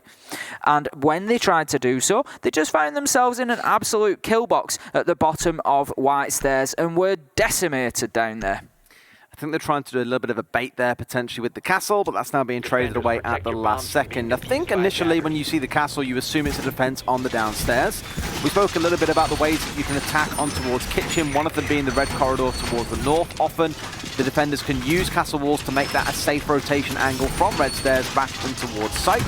Either that, or they use it on the upstairs, as we have come to see a lot of teams do when they start reinforcing up the doorway between Piano and Cigar, for example. Now, the fact that the bait came through probably leads the attackers thinking Fnatic here believing they're attacking the top floor. It was a bait all along, as they've now swapped that out for a Mozzie, though, to give them a mute Mozzie setup going in towards a second floor defense. And this will require a lot of work going on the upstairs. As you can see, a lot of work being done by the Mozzie and the mute on the top floor to make this as safe as can be for Cameraman and co. to roam up here and slow down Fnatic's attack. So, as we already mentioned, we do have another game going on over on the Alpha stream, and it is an important one. Whoever wins will head through to the playoffs. I gave you a quick update earlier. I will give you another one in a couple of seconds, so cover your ears if you don't want to know. But Empire have gone on from 5-0 to take that first map, 7-5. So a little bit of an update for you there. That match continues with Dark Zero, and we'll bring you another update probably at the end of this map. We'll see how they are getting on. But back to the business at hand. We've got FaZe Clan versus Fnatic here. 1 round apiece on Kafe. If you have just joined us, they did play out the first map on Villa, so this is map number 2. FaZe Clan taking a very convincing win on there. Fnatic not really being able to put up too much of a fight at all, but he's chasing it. But the first round here did suggest that Fnatic have maybe got a little bit more to offer on Kafe. That being said, FaZe's second round defense was actually very comprehensive of Kitchen. So we're now in the reading room and dining site, and we will see just what Fnatic can do. We've got the standard top floor hold coming in from FaZe, so you play where Yuna is. We would refer that sometimes as Maestro spot because it's so often played by a Maestro. You have the reinforced wall there, and you play on that east balcony, and you just hold everybody back on the bar and cigar side of the top floor, and you just hold on to that for as long as you can. And a minute and a half into the round, interestingly, we're getting some direct pressure towards site here without clearing that top floor, and sometimes that can be a reasonable technique. You basically circumvent that defense by just ignoring it. It's fine as long as the defenders aren't on the top floor holding the angles in towards the entry points of site here, and that's potentially the risk they face. You see there are 3 members from FaZe up there, but really they're not actually holding towards the sites itself. They're on the other side of the top floor. So you are right here. Fnatic can ignore that and say, right, there are a max of 2 people actually playing on site right now. The 3 that probably aren't in a spot to cover the south side, so they can at least now try and push if they want in towards Fireplace. Yes, reading is going to be much riskier, and I don't really see many teams try and push in for Fireplace. It's always somewhere else instead. So let's see if they can make it work for them, though. But the looks of it, this is a very horizontal assault coming in from the other side. The problem is that Fireplace is just a little bit of a death trap because you have to crouch walk through there. You have to get yourself into a really compromising position to go through, and this is a bit of a struggle. Obviously you then end up losing men trying to get through there, and it is tough. We can see Cameraman getting the first kill onto Magnet there, and there's a great second for him as well before Tex shuts him down, and that will leave us now in a 4 versus 3. We've got Nitros, they're being threatened. Yuna will get a kill onto Virtue with a headshot, and that leaves us 4 versus 2. Huge job to be done, but how about that for a quick turnaround? 3k from Fnatic to leave us now with only 3 seconds on the clock, though. Lusty is getting that diffuser down, and once again we're seeing Fnatic pushing this down to the absolute wire in terms of time. Oh, from above was so close then as well, because if you'd seen the planter and managed to disrupt that plant going down, would have been lovely. But not quite to be the case, as Tex was a little bit too quick on the trigger fingers there and did bring him down from below.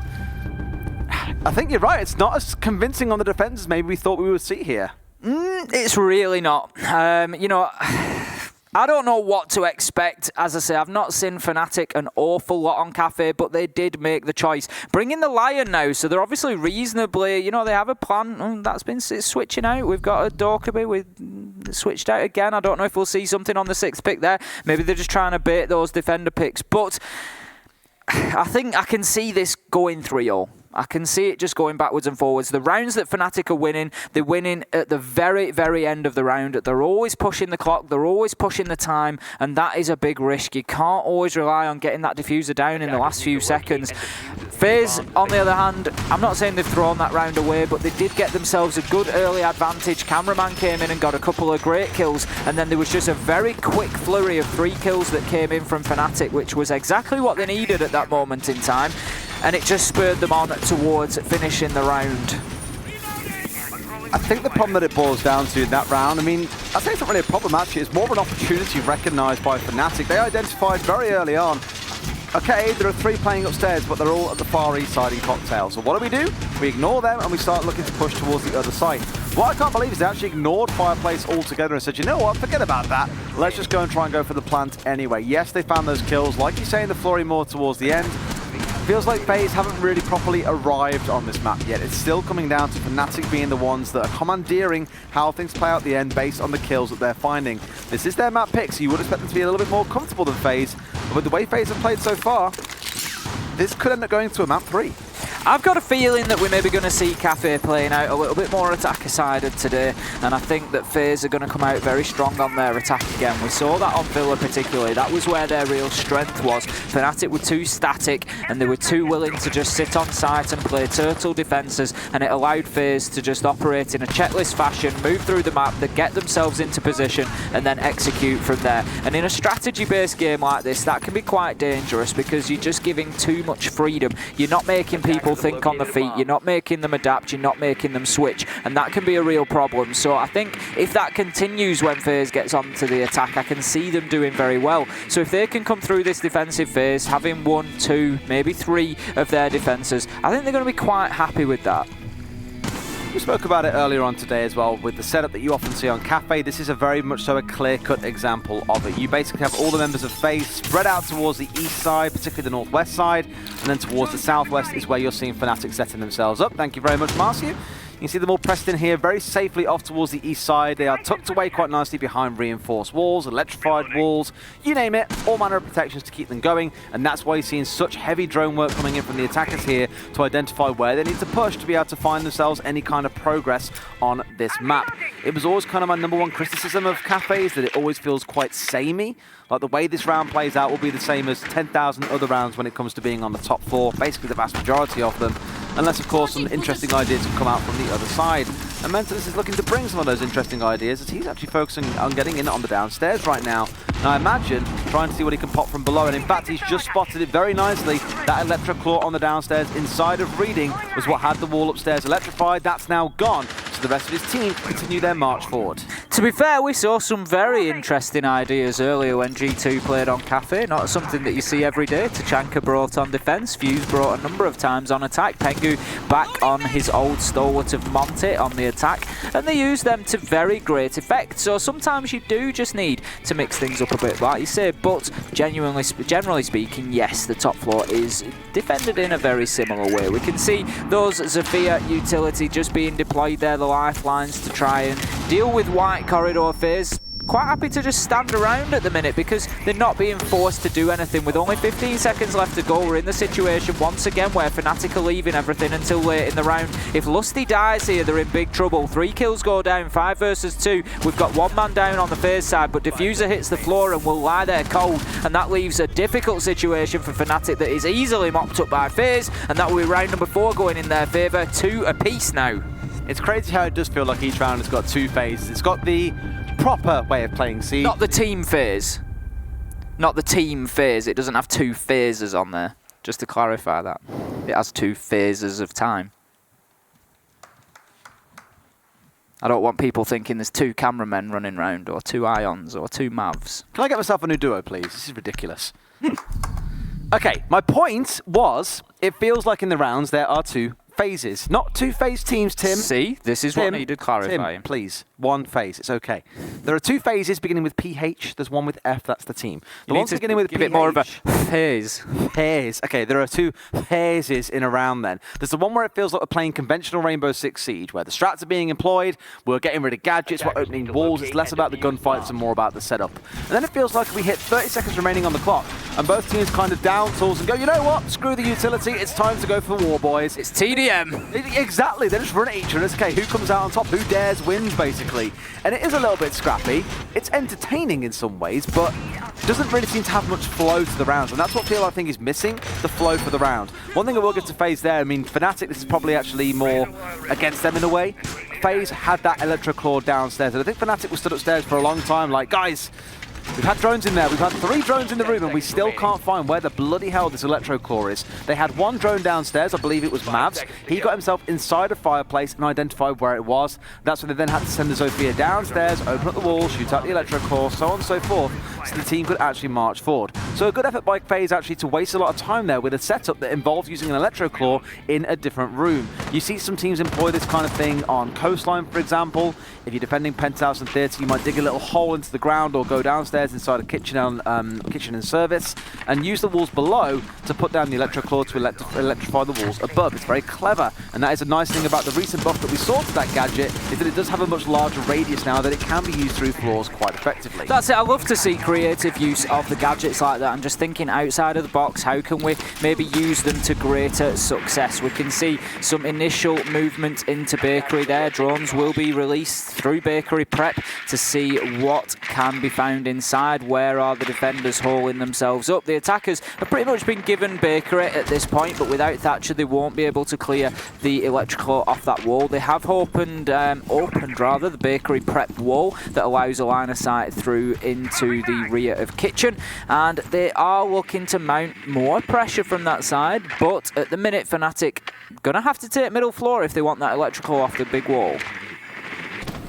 KB on side will probably do some wonders for them. That means they have 4 grenades on side. They can go for this vertical control. Right now doesn't really appear to be the focus. You can even see here with the Maverick, the focus is opening up at this Bakery wall. So not really seen this done before. To be fair, I've seen teams open it up, but not when it's electrified and not when you don't yet have full control on the top floor.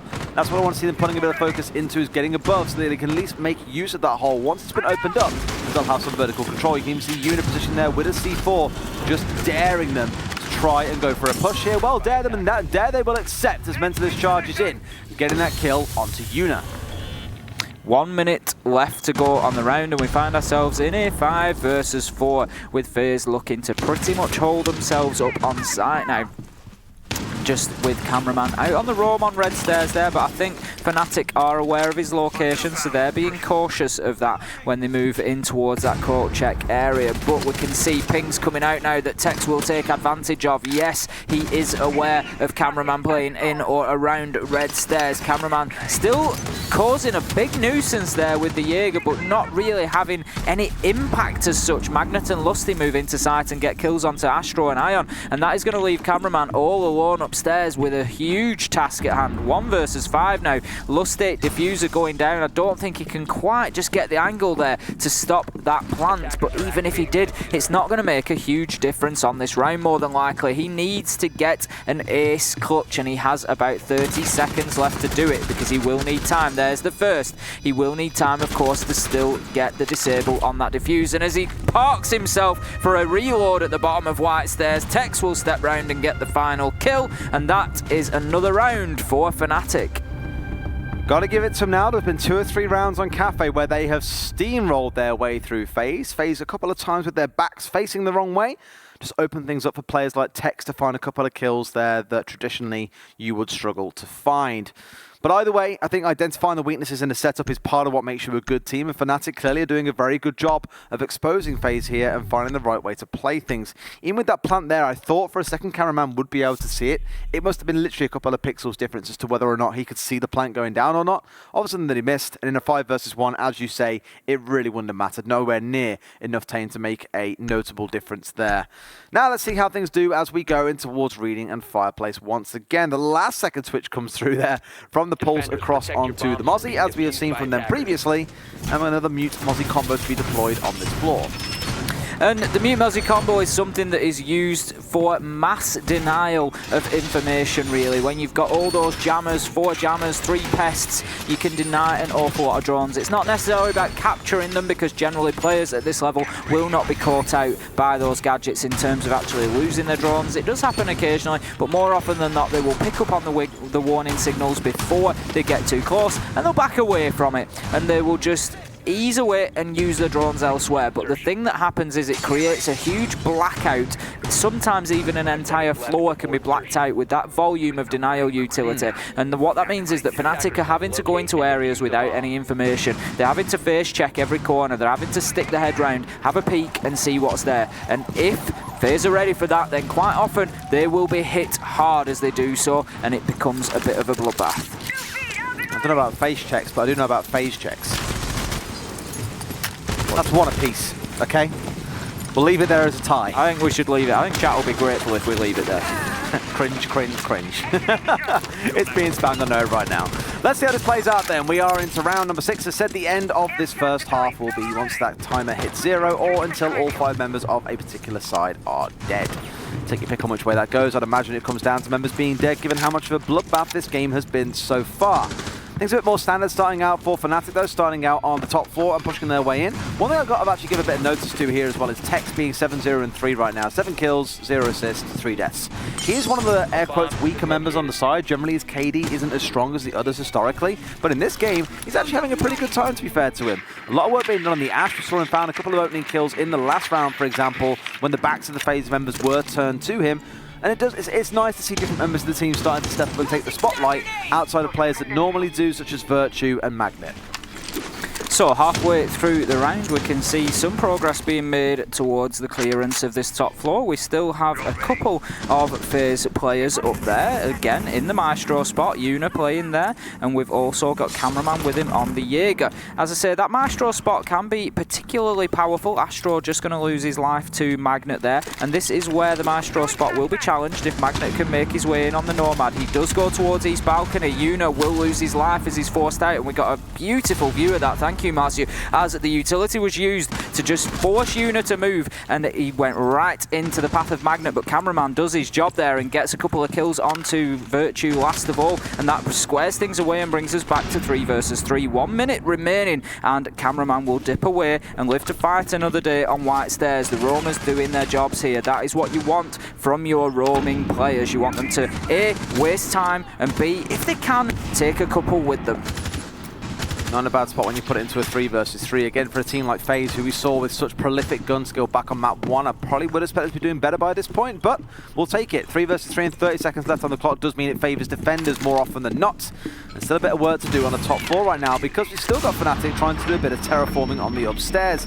I imagine what they'll do is leave Tex up here while the other 2 go down to assault, and he can assault from above, and that's exactly what he's going to do. He finds Mav as Cameraman now has to rotate up half stairs and try and give a bit of a headache here. They don't know he's here. Can he find a kill? Gets one, doesn't find a second, mind you. They're behind the pillar. What are you doing? Don't run away. Turns his back in a 1 versus 2. Tex and Lusty have got all the time in the world to make this work. Iron just needs to survive right now. Here we go. Shotgun around the corner, and Iron finds it again. He has been the shotgun hero for FaZe so far today. 3 rounds where he has got at least 2 kills with that shotgun. I'm starting to really love the shotgun round the corner element that we've got to the meta at the minute. It's quite often that we see it. Just beautiful. That's it. You just dip into those tight spots, and I think there's some real skill in it of knowing where those spots are, because obviously if you leave yourself at too great a range, then you lose those fights. There's no question. But if you can keep people within that sort of kill arc of the shotgun, then yeah, it's an absolute one-click, no problem, and you don't even need much aim on it. And that is a perfect example of that. Iron just dropping himself back to the wall there, flipping over to the shotgun, and then everything was stacked in his advantage there. Bit of a tactical timeout for FaZe as we hit the half here. Of course, teams get one of those per map. And I think even they know that really wasn't the half they wanted. It being 3 and 3 on the defensive side, they would have expected to do better with how dominating they were back on Villa. The Fnatic, again, I wouldn't be too disappointed with that first half, because now you switch over to defending on your own map pick. And this is where they may yet shine. By the looks of it, we're starting things off on Bar and Cocktail to get things going, which we should resume with in just a few moments' time after we've seen quite a bit of chatter going back and forth amongst the ranks of FaZe. So for anybody who doesn't know, teams get a tactical timeout each through each map, and it just gives the coaches, the guys who you usually see stood behind the teams, it gives them the opportunity to talk to the teams. So you may not be aware, they're not allowed to talk to the teams all the time. During normal play, they have to have the microphone up, the referees watch them, and they're not allowed to actually communicate with the teams. All they can do is watch their screens and see what's going on and jot notes down and things, anything that they might want to change. They are then allowed to call a tactical timeout, which allows the coach to talk to all the players and players to talk to the coach. Things for 30 seconds, and they can just try to address any issues that are ongoing in the game. It can be used to slow down the momentum of the other team, or just for a mental reset. If you're just getting, maybe a little bit tilted, you've lost a bad round or two, find yourself on the wrong end of the scoreline, and then come back from that, and hopefully you see a little bit of a difference in the team. So they're coming back now on to the attack as well, so it's all going to be different. Absolutely, and we spoke about this quite a bit yesterday in terms of when you take the timeout, what it can mean. If it's halfway through a half of a map, so a quarter of the way through the entire map or the potential rounds, that'll normally be because something is going horrifically wrong in those first 3 rounds that needs addressing there and then. If it's taken at the half, like we just saw then once we're 6 rounds in, normally that's for mental reasons or to make sure that some issues that were encountered in the first half are addressed. The reason we kind of look at it that way is because when you get to that halfway point, well, there's not much point in trying to correct gameplay when things are about to switch over. You've gone from being the attacker to the defender or vice versa. That's one way to look at it. Another way to look at things is through the lens of a dead man. The cameraman has already been slayed by Virtue there with a wonderful spawn peek. And that will see him taken down nice and early. And that's the Dokkaebi being removed. That's 2 grenades off the board, as well as those all-important phone calls. Just speaks of a bit of confidence there for Fnatic. They've obviously got a plan on defense here. They're obviously happy on this map, and they're confident that they can get the kills. If you're going in for spawn peaks like that, then generally speaking, you at least feel like you know what you're doing. The sledge of Mav there just moving in. He's going to take out that castle barricade, so just removing some of that utility that Fnatic have been using. He needs to be cautious over the white door. We can see there's somebody on white stairs. I think they've just dipped it. No, they've actually come down to the door, so we have the potential for a peek here. The sledge needs to be aware, and what a beautiful view we get of that. Mav with a great kill on to Virtue. We have the privilege of those outlines, so we can see those players coming together in that way. Astro taking an aggressive stance, but Mentalist will shut that down, and that leaves us now square in a 3 versus 3 coming into the last half of this round. Pretty interesting and aggressive. Astro there basically dropping in from the Scarlet and almost finding himself a couple of kills. Still managed to find the one, which isn't the end of the world. But it does put us into a 3 versus 3, but there is lots of intel still online here. You've got Lusty's Valkyrie cameras, you've got Magnet with the Maestro Evil Eyes. Now with Virtue and Tex both dead, that's some intel they'll be providing across the team so the rest of them can focus on applying pressure to the attackers where it needs be. Mav is still going to town with his sledgehammer though, smashing in a bunch of windows. It literally feels like Christmas when you see a castle barricade and you're like, smashy, smashy time! Get the sledgehammer out and go to town on that one. The members of FaZe still perched up on the roof, mind you, and yet to really go for a massive staged assault. We are down to less than 60 seconds remaining, so whatever they want to do, they've got to start doing it fast. We've got Magnet back in that Maestro spot, and he is going to be a big key of this defense here. How long can he survive for? He just chooses to move position, and that's not a bad choice, seeing as Mav is now looking to pressure at that east balcony. He gets himself in behind the desk and gets himself a little bit of cover, but he does move himself away from the safety of that reinforcement. Ion, no matter what angle he holds on that skylight, will not be able to see far enough in to catch the feet of Magnet or have any impact on him, so they are going to now need to drop the hatches. What a kill from Ion as he does. We see Mav move in, but ultimately Fnatic, Lusty goes crazy with a 3k at the end, and that will be the round to Fnatic. 45 seconds of prep and droning destroyed by one Lusty boy. Sat in behind the bar, a couple of spray downs there, 3 kills to close things out. GG. Nice and easy for Fnatic there as well. They just sat and patiently waited, didn't feel the need to move and act. And I imagine by now, they had probably identified what we spoke about earlier on. With FaZe, the problem we're seeing is they're getting to a stage in the round where everyone is stopping, everyone's on drones. If you're not on drones, you're sat waiting for those that are on drones to tell you what to do. There's no kind of cover and move sort of thing that you might see where 2 or 3 are acting whilst 2 are on drones, and then you swap around and keep on moving forwards that way. It's more moving as a whole block where everyone stops or everyone is acting, and that is catching them out quite a few times here. They're just not fluid enough. No, they're not. And we said that about the rounds in general earlier on, where the final 30 seconds for both teams have turned into an all-out-and-out bloodfest. But Fnatic are playing very well on the other side of that coin. They know that FaZe aren't particularly fluid, and they're just allowing them to gather their information, allowing them to set up their attack. They're confident that their defense is going to be sufficient to deal with that. And then, as the execute comes along, they're waiting for them. They've got the angles, and they're shutting it down. And that's what Fnatic need to keep doing at this point. I would still, like I say, now that we're off that top floor, it's not really relevant too much for the top floor, but I would like to see more of an extended presence, a couple of roamers, and that looks like what we're going to be getting. There's plenty of utility going onto this top floor for the reading and dining site. 5 seconds left. What more to change though? Fnatic not really need to change a lot. FaZe, yes, it was only 1 round, but still got to buck up their ideas. They had that time out of the half, and in that last round they kind of ignored Lusty for the most part. I think they expected him to pop out of freezer and give them a massive headache. At least this time round though, there is no one being killed in the opening few seconds for FaZe, as we saw in the last round. Virtue managed to find himself a nice cheeky spawn peek. and you can't rely on that at the beginning of every round, because if you do, you're going to start losing your head. It's not really something that Fnatic can try again at all, because I'm sure FaZe are going to be switched right onto it, and they're not going to fall foul of that one again. We can see quick progress being made here, hatches being opened up. We are on a mid-floor site, but the first thing that FaZe are going to want to do is get themselves into the map and clear out that top floor. We can see Jackal just getting the ping onto Jaeger there, so that will reveal the position of Virtue. But without anybody in the map, he's not in any desperate rush to move anywhere, because there's nobody in a position to be able to challenge him at this point. Also worth mentioning, of course, if you've been living under a rock, you won't have seen the changes to Jackal. With the change now, based on the colour of the footprints, based on how long ago someone ran over that particular spot, is how many more pings you now get on the Jackal. So it's not 5 pings and being tracked for 25 seconds anymore. It can be little as 5 seconds based on how long ago it was that you ran over that point. I think with the Jackal there, that was only 1 or 2 pings as well, because it was quite... Yeah, it was a green. I think it's maybe 2 pings, that one. So basically, if you ran over there a longer period of time ago, you will get fewer pings, because the tracks are not as fresh. We can see there Astro just putting in some utility with a lifeline grenade there towards that pixel corner.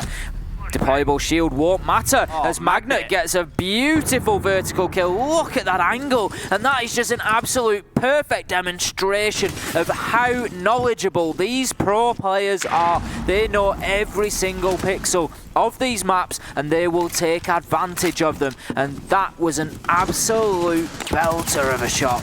Trying again to try and contest him here as well. Really not worth doing when he's the one who can see your head first. I imagine what you want to do here really is send someone down to contest on towards Magnet, force him out of train, because right now he is an absolute headache for you. You cannot properly contest Pixel off towards that southeast side of Piano, as you can see right now, without knowing that he's going to be down there giving you a headache as well. Goes to the fight, and Ion will find Virtue, and Magnet's back in the right spot. Why would you contest him? I'm not entirely sure, but they tried to do so anyway. That means now Ion is down, opening up some more holes here to make life a little bit tougher for them.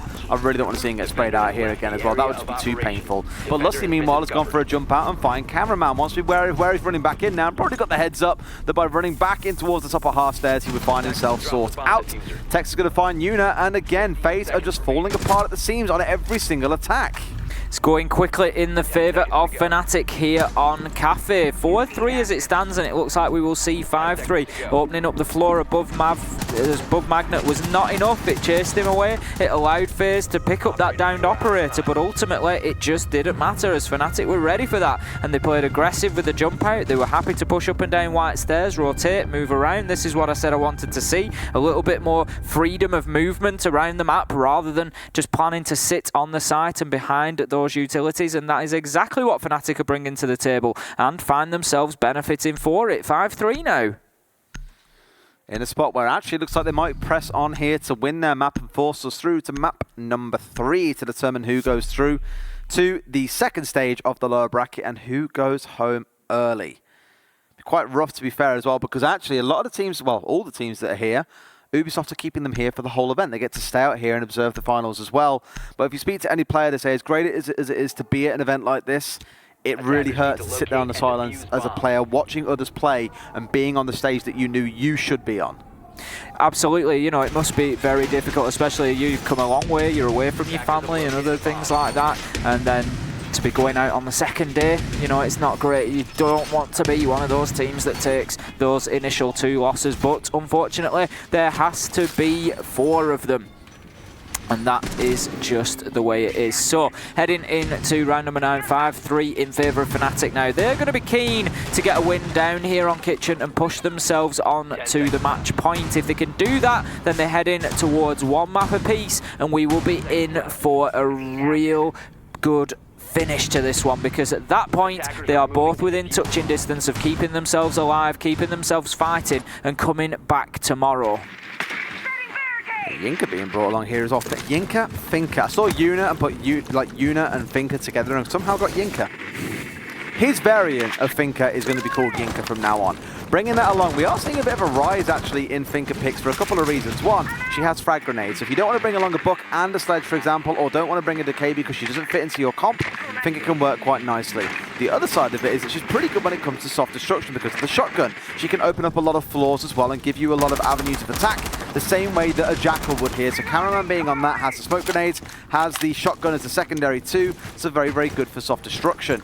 Now, pretty much everything they've got on side here for FaZe just screams soft destruction in general. Unfortunately, when assaulting on towards this side, often what you'll find is it realistically is a lot of hard destruction. That's exactly why you've got the Maverick on side here to start opening things up, as the rest of the team, by the looks of Fnatic generally, are lurking on the upstairs.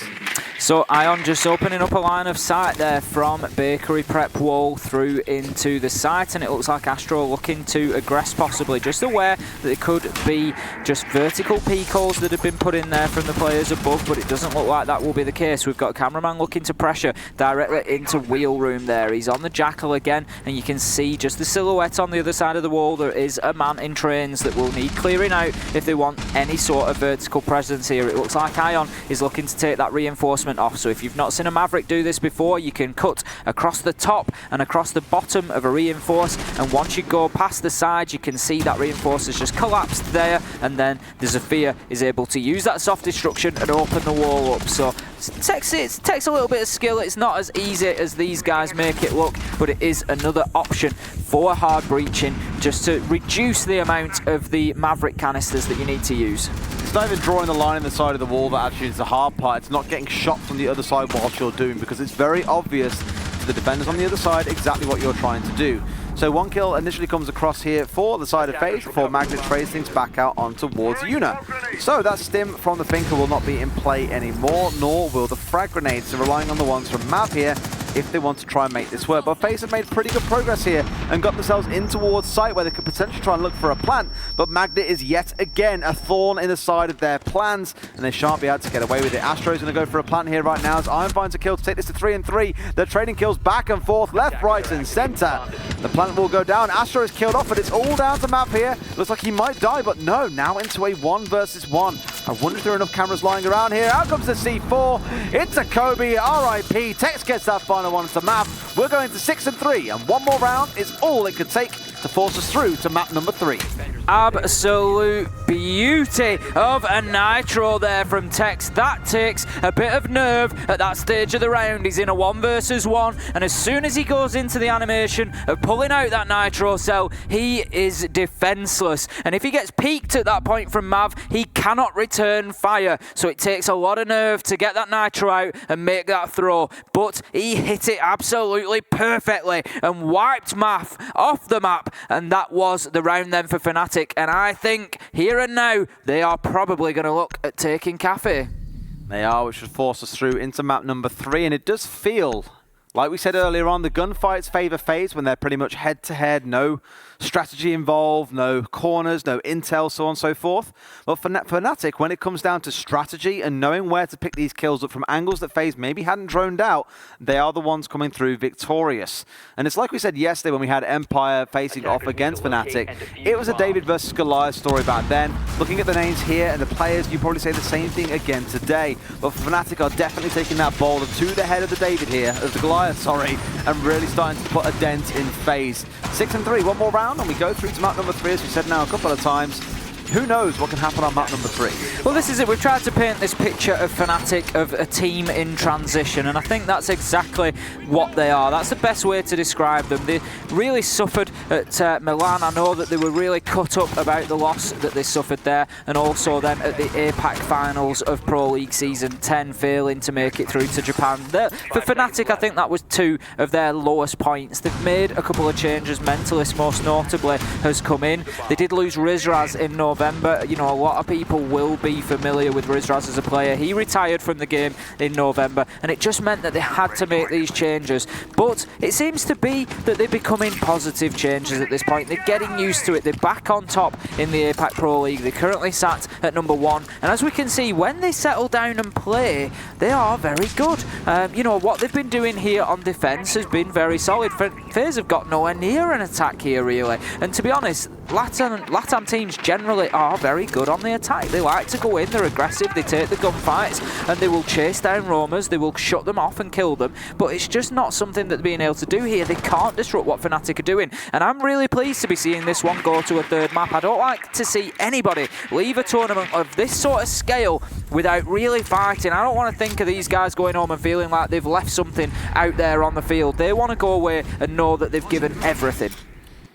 I think after yesterday, it's very fair to say they've already left a bit of a mark, maybe more than they would have previously. And despite that opening grenade kill, coming in for FaZe, there's a couple of kills being traded back and forth. Every single time FaZe find a kill, there is almost an immediate response from the side of Fnatic. Literally, every single kill has been answered by Fnatic to the stage we are now into a 2 versus 2 with 1 minute and 40 left on the clock. That is a lot of time for Fnatic to make something work here, but also a lot of time for FaZe to get into the right positions here to collapse on top of Fnatic and force 2v1s. Something again that Fnatic have been very good at historically, the other side a little bit less so. But the plant is going down here as well, that smoke going through is enough for them. And they might be able to escape, but no, Mentalist from below has a big boom, things go off. And Mentalist with a triple kill in this round. That will lead to the defuse coming through, and we will find ourselves going through to map number 3 to close things out. And Mentalist still having a bit of fun. He wanted his 4th kill of the round. Fortunately, it was a team kill, but they still get the defuse coming through.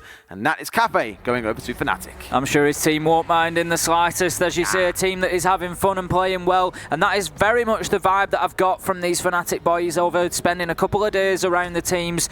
These guys are here and they are serious, they're professional, they're here to play, but they seem like a good group of guys. They like to have a bit of a laugh, they like to have a bit of fun as well, and they've always got a smile on their face. And teams that can play that way, they can be dangerous. Fnatic have come out there 7-3. That is a great result, and what a message to FaZe. Are we going to see one of the big household LATAM names going home here and now?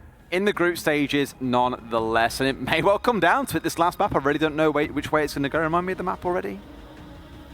Yeah, there's a map coming soon. We forgot what it's called. We'll let you know as soon as... It's Clubhouse, of course. It just came back to me. Almost if a voice spoke to me through my ears. It's called production. Clubhouse is the final map we'll be going to in that instance. Again, I've got to give a shout out to Tex first, though. Yep. On paper, ahead of this event, he was down as one of the, air quotes, worst players on the roster. His KD wasn't very good, didn't seem to contribute a whole lot. In that map there, he went 13-6. So very, very good fragging out against, again, some of the best fraggers around the world, especially from the LATAM region. It does kind of leave this third map in Clubhouse up and open in the air. I actually think it really favors Fnatic here, because what did we say across those last 2 maps worked for them? When there were times when gunfights came down to being based around strategy and finding the right angles, it lent in the favor of Fnatic. When it was more down just to rush and kill in the final 30 seconds of a round, it tended to favor FaZe. And I think with Clubhouse being very strategical, very focused around wall defense, for example, it's going to make it very, very tough for FaZe to be able to do that, I think. I agree. I think Fnatic are going to show us a very good defensive phase on Clubhouse, just like they've done on Kafe there. I mean, that last round says it all on Kafe. Diffuser goes down, and I liked what FaZe were doing. They were in a position to plant within 1.5 minutes, and they really tried. It's almost as if they recognised that the rounds were being played out too slowly for them. They were playing to Fnatic's pace, and that really damaged FaZe, and they went in there and they tried to speed things up, but even then Fnatic were ready and they just hit them with the C4 toss from below and then cleared out the second man, coming through to Freezer, and got themselves the disable on that diffuser. And it was seriously impressive from Fnatic that they just managed to react that quickly. But I think you're right, I think they are going to see some success on the defense of Clubhouse. I'm excited to see how that one plays out as well, because it has been a scrappy series. Let's make no illusions about that. It's been pretty scrappy between both sides. We kind of came to expect that from both of them coming into it. But Clubhouse, again, now stands after 2 maps as the unknown here. No one is quite sure exactly which way it's going to go. But to summarize some thoughts on Kafe there. Again, coming in, it was Fnatic's map pick. First half ended 3-3. We weren't quite sure which way it was really going to go. To then steamroll it 4 rounds in a row and go 7-3. That's pretty impressive and pretty decisive to say that they're not rolling over. They're not done here. They've still got something else to show. Show some good mental fortitude. You know, absolutely. They've come out and there is no 2 ways about it. They got hammered on Villa. FaZe just did exactly what they wanted all over the map. So they've managed to come out, they've hit that reset button, they've said, no, we're going on to our own map now, we're confident there, and we're going to do that. And as you say, that could play a big factor here, because now we're going to find out exactly how FaZe react to being in that same situation. They've just been run over on Kafe and never really had too much of an impact on the map. So how did they come back from that? Is that going to be a big big impact coming into Clubhouse. I believe that FaZe will be starting on the defence though, which could be a good factor for them because we know that Clubhouse is a defender-sided map. It is. And if they can come out and get themselves a good 4-2-5-1, that is a what better way to reset mentally. But consider as well, that also means likelihood is we're going to see a Thatcher ban coming out of FaZe. LATAM as a region have some of the highest ban rates for Thatcher. And you'll know, Mr. Statman himself, when Thatcher is available, generally we're seeing a 58% win rate for him as an operator. It's amongst the highest in the game. He is incredibly valuable. If they ban that away and force Fnatic to have to get pretty smart about the way they're going to work this map out, well, that's when we might see them actually have a bit of a strategical advantage in the first 6 rounds and upset Fnatic. It'd be nice to see, because again, FaZe so far has been very frag heavy as a team. It's always kind of boiled down to that. To see them change that playstyle, which they'll have to do ahead of the game tomorrow if they do make it through this. This is the map to prove it on, I feel. It certainly is, and the problem there is, if you take the Thatcher ban, sometimes you actually force the hand of the other team when they're banning a defender, because they need to ban the Cade, because they'll get left in a situation whereby those hatchers then become indefensive, basically unassailable. You can't actually get them open because the electricals are on there and you've no Thatcher to clear them off, and it becomes extremely difficult, especially if there's a Maverick ban on the cards as well. So it's a bit of a sort of a mind game within the banning phase there. If we see that Thatcher ban come out, do you then leave the Maverick on the table? You've got to play against it yourself, but you might want to use it. You know, do you ban the Cade? It's very, very difficult. Maverick and Thatcher, cursed ban duo when it comes to Clubhouse, I think, but we'll see if that comes out to be in just a second. We will be getting into Clubhouse very, very shortly. As you can see, the teams are back in their seats. As we mentioned earlier on, we give teams about 5 minutes between maps to have a bit of a chat as well, make sure they're all aligned on what it is they're going to be doing going into this map, so everyone understands the state of play. Not that they all really need reminding strictly at what's at stake here as well. Again, the loser of this matchup goes home. The winner goes through to the elimination match tomorrow against the loser of Team Empire versus Dark Zero, which is taking place over on the A stream. And as we've been doing so far, we'll make sure we give you guys some updates of what the score is in that game as it progresses too. It's worth mentioning at this stage as well, as we've got the shots of the players in front of us. You can see Dizzle, the coach of Fnatic, just stood behind them there. Now, he's got a lot of experience when it comes to the Invitational, more so than almost anybody. He's been present at every single Invitational so far, along with only a few other people. So he's going to be feeding a lot of information into his team here. He's going to be supporting them. He's going to be giving them a bit of knowledge, a bit of experience. He's going to impart in that wisdom, just calming them down. You know, he's going to be telling them not to get overexcited. At the end of the day, it's one map like any other. Forget about the outcome. All you need to do is go and play to win. Absolutely, all of them playing to win. Of that, I'm absolutely certain. Neither of them want the journey or the dream of raising that hammer at the end of the Six Invitational to end here. But for one of them, it does. We're going into Clubhouse now to see who will take this series, and we are into the ban phase. Let's see if that cursed duo of Maverick and Thatcher together is what will follow through with us. First ban coming in from FaZe Clan then, being that they are on the defence first of all, and it will be the Hibana, which is essentially the equivalent of the Thatcher going, the Maverick going off. It's all aimed at potentially keeping those hatches closed. Hibana has other uses as well. She can be used downstairs to assist in getting the church wall open. Montagna coming in, so Thatcher will remain on the board this time out, Des. I think even if you have a Maverick available and they choose, and you see a Thatcher ban and they still pick up a Kaid, for example, you can still get the hatches open. It's problematic, that much is not, as you cannot deny, but it still is a thing that can be done. So the Hibana being banned away, I think, really certified that for them. But this is the second time that we have now seen Fnatic ban away the Monty. Clearly, it's something they really know that FaZe like, either that or it's just something that they are absolutely tormented by and know they cannot deal with. As a very short update, as you mentioned, Des, on the game going over on the Alpha stream at the minute, it is the same group, so it's Group A, which was Empire, Dark Zero, Fnatic and FaZe. We're in the lower bracket match here. The upper bracket match is going on. The winner of that will progress guaranteed to the playoffs and earn themselves an extra day off tomorrow. We already said, do cover your ears if you don't want to know. We did say earlier that Empire had taken the first map. The second map is just as tight as that one was. It went over 12 rounds, 7-5 ultimately to Empire. The second map is currently underway and it is 4-all at this stage. So another really close match going on over there, and that is just something that we've seen across the Invitational so far. Always worth noting as well that if their game does go through to a third map and this game concludes in time, we will be showing you, at least until the next game is due to start, that fixture as well. So don't go anywhere once this game is concluded. you'll be able to catch the end to, no doubt, what is an epic battle of titans over on the A stream pretty much immediately after. But let's say we're now into Clubhouse, so let's talk about what's going on here then, Ace. We are seeing 2 hard breaches coming through for the attacking side. I'm fully expected to see that pretty much every single round here coming through for Fnatic, joined, of course, by that also important Thatcher you mentioned earlier on.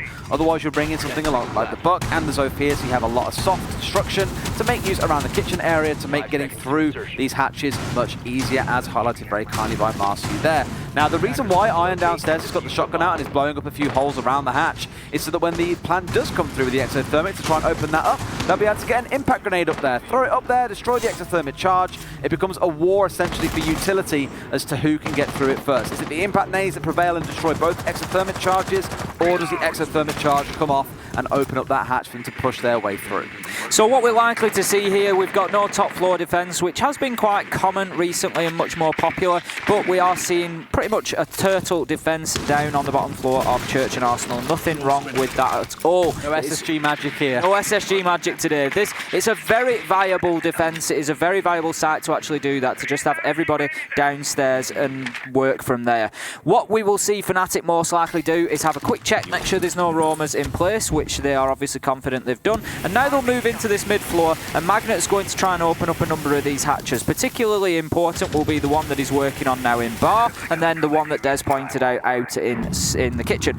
That's going to be more of a difficult one with the floor being opened around it, because they don't have the Hibana, and he has to get close, as you can see here, to open the hatches up. He's going to leave himself potentially exposed, and he sort of welds him in place for a minute or two, and the pulse is down there, potentially able to get a nitro toss onto him, so that could be a tricky one.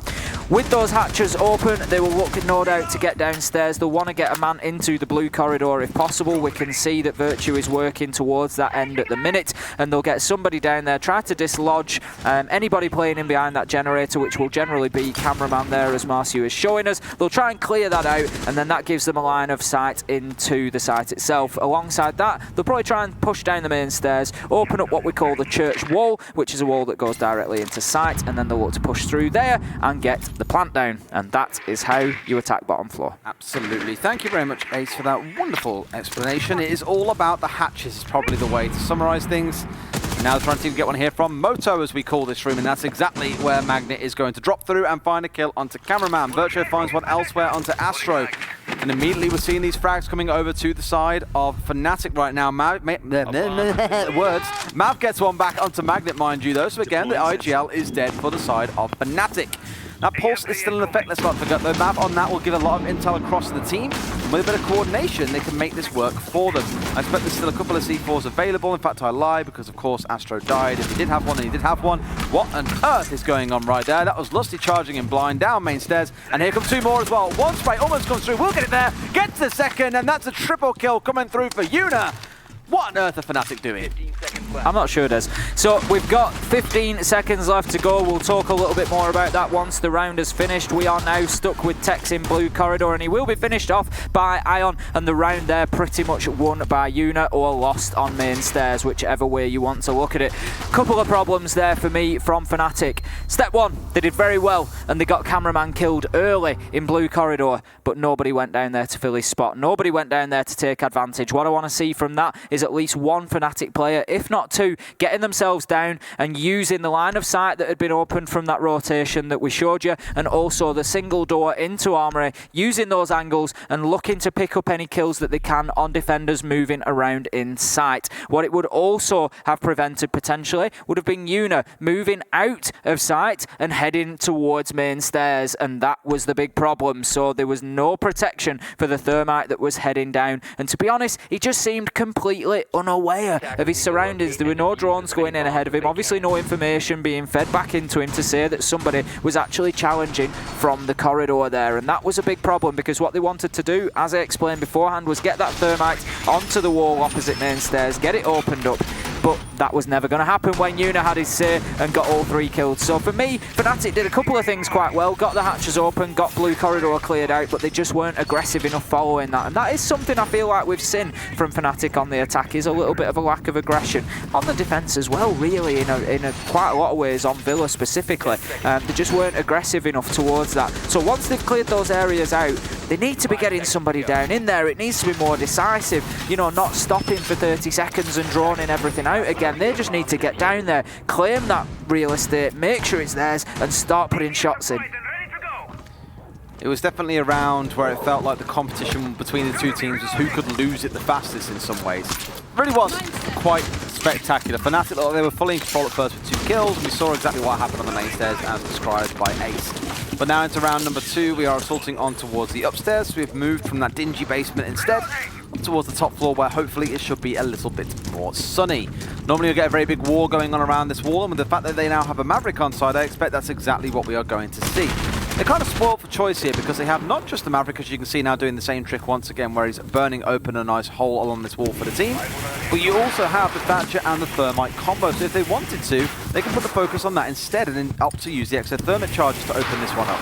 The issue you have there potentially is that denial can come through from the other side, but as there is no Mute, there is no Kaid, there is no Bandit, that's never really going to be an option all along. So what I expect we're going to see instead is that Lusty with those exothermic charges will move around instead to assault on towards the construction side of things and get a couple of walls open around there as well. We've seen a lot of teams really stage wars over that wall actually off towards the west-hand side, so we'll expect to see, like I say, that push coming through from there, and I believe Lusty has a diffuser, so that will be him that we're seeing off towards that side of the map now.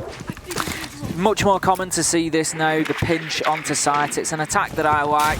Don't be too one-dimensional. Get yourself in there, get into construction and put pressure from both sides. We can see that the east wall has been dealt with. Buck had already put some shots on there. If you wondered why he was shooting out a reinforced wall, once that reinforcement was taken off, it meant that he didn't have to come back and open it for them. It was already prepped and it would be a hole once the reinforcement was removed. We can see it's just going to open up the top of that wall now. It's going to allow them to put some utility through there and burn up any ADSs if necessary. Maybe drop a grenade over there and just remove anybody who might be looking to try and deny this wall being opened with an impact nade or a C4 or anything like that. So you can see the timing there. He just cooks that grenade, sends it over, and then the thermite opens the wall. So good so far for Fnatic.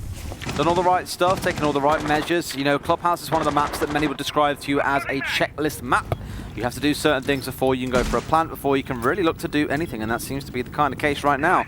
They've got some great openings here on the side of Fnatic, actually, where they can see almost everything that's going on. Magnet gets a great one here from out on the balcony, but that's traded back by Cameraman. That's not long after Virtue found one of his own. And now the push is going to come through here from construction as everyone bursts in towards the north side, whilst FaZe have found themselves forced back in towards Garage. Lusty's now going for that plant.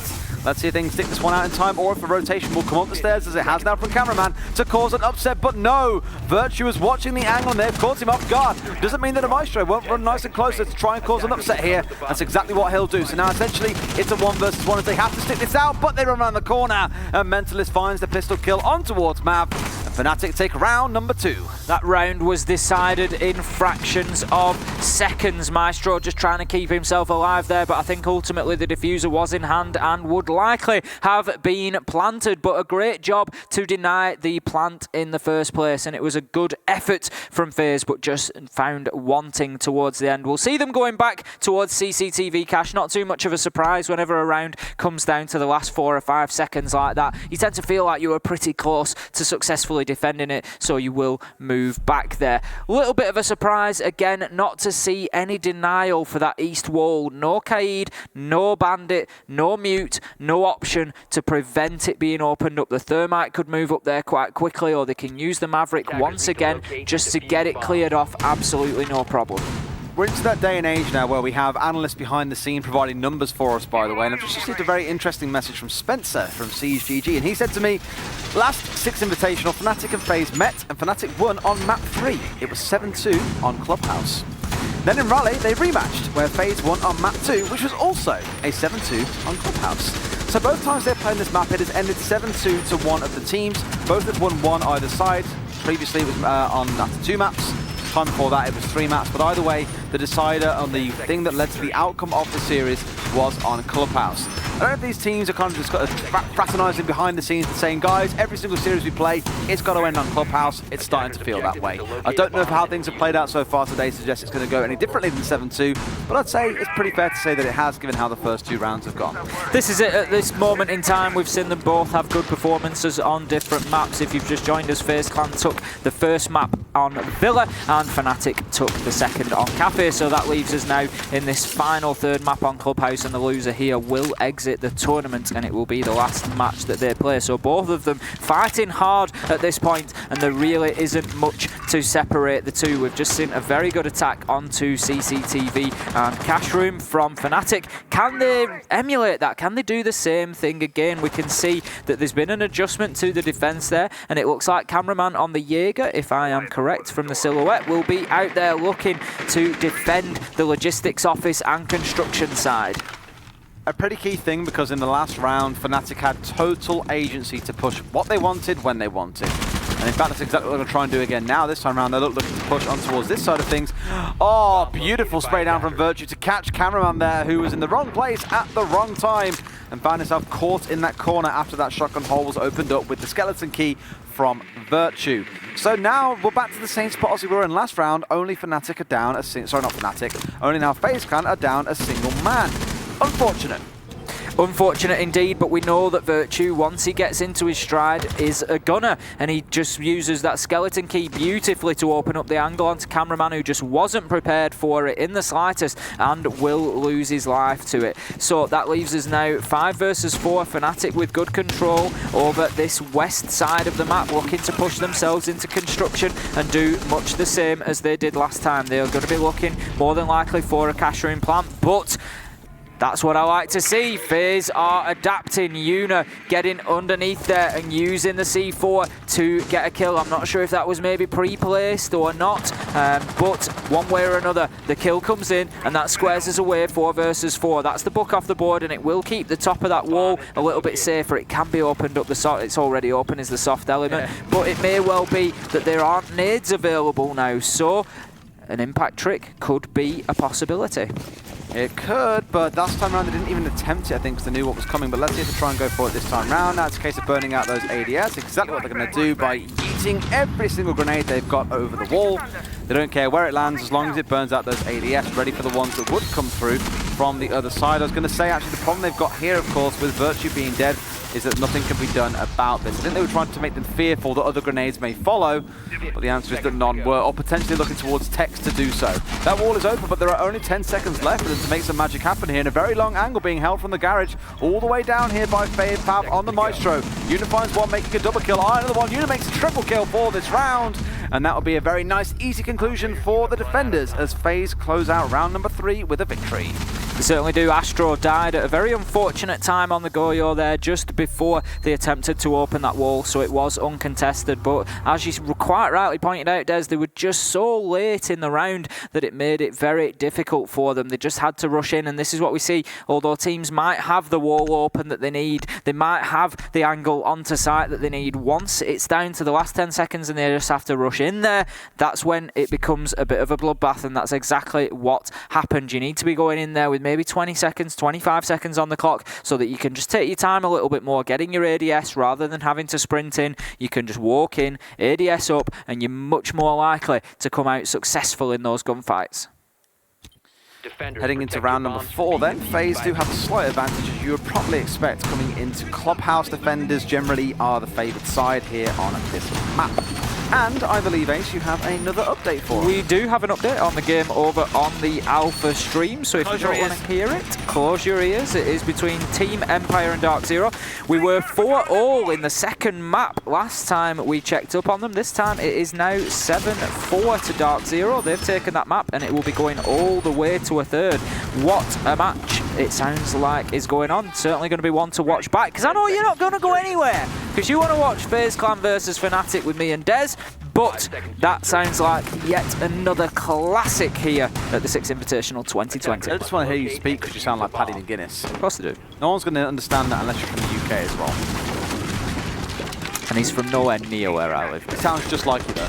I doubt that. Say no like you know lighty for. I'm not saying that. Because you know. Round number 4, FaZe Clan 2-1. They have a small advantage here and have been able to go back down to Church and Arsenal, which was defended very well last time out. Fnatic just weren't really aggressive enough. They cleared out blue corridor, but Yuna moved himself to the bottom of stairs, got the thermite, and then got 2 more to boot as they came down the main stairs. But one thing I do know about this game is it is turning into a real thriller. We are 2-1. Don't forget, this is the 3rd map. 1 map apiece. Whoever wins here will stay and play again tomorrow. Whoever loses goes home. So the stakes are extremely high right now.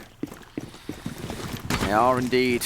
And neither team wants to be the one that gets knocked out at this stage of the tournament. I think no one wants to be the first team from the group to go home. Everyone wants to be that 3rd team that has the possibility to continue their way through to the main event, because everyone's here for the stage. Like I said earlier on, although you might lose here, you do still get to hang around for the majority of the event. But if nothing else, that's more of a sting for the players that do get knocked out, because they want to be the ones on the stage. They want to be the ones lifting that sledgehammer and taking home the lion's share of that $2.5 million prize pool. It's crazy to think how much money there is in this single event, and also how much more goes into the rest of the Siege calendar, to be fair. But this is the one where it really counts. Everyone wants to be the Six Invitational champions. This is the jewel in the crown, absolutely no question. And let's not forget, the last 2 have been won by the same roster, Penta, who then turned into G2. So, you know, there's plenty of teams out there that haven't won this, and they will be very keen to do so. Let's not forget that G2 did actually progress today, having won their first 2 group stage games. So we could well be in a situation where we don't have a new team who wins it. We have an old one. Absolutely. Well, you can see Tex now creeping his way down through into oil right now. Imagine progressing down this one, trying to see what's going on. At least he's got a drone to lead him in, which is never a bad thing. You can see Mentalist is down there, Tex is down there with his own. So they have got drones down this side of the map to make this push a little bit easier. However, FaZe are saying, well, it's not going to be as easy as you think. Drones or not, we are here to push you back. And that's them finding the opening kill onto Magnet right now. Otherwise, the C4 coming up from below from Mav will not find a kill. It goes sailing up into the corridor, but all it's going to find is a few planks on the ground rather than any bodies. I'm not 100% sure where Magnet lost his life there. I think it must have been somewhere around the entrance to Dirt Tunnel. Yuna was out there with the dock. Whether he was trying to use his gas canister, it's quite a popular ingress spot to get into the Dirt Tunnel. You can do it silently. Ion getting a great kill in blue corridor there. That real estate will always be defended heavily, and as you can see, Astro and Mav getting 1 apiece. Tex and Lusty going down. Virtue will get 1 for himself. That's 2 on the round, but it will be finished off as Yuna gets the kill onto Virtue, and that is FaZe Clan taking round number 4. 3-1 now, and they're starting to see a bit of daylight open up between them and Fnatic. Ever so slightly, yep. 3-1 at this point. If they can end this half at 4-2, I imagine that'll be quite a comfortable outcome for them. And that's when you'll see a little bit of sweat starting to form on the brows of Fnatic. But there's still opportunity. This could still end 3-3. We never know which way it's going to play out, because now we head back upstairs for gym and bedroom once more.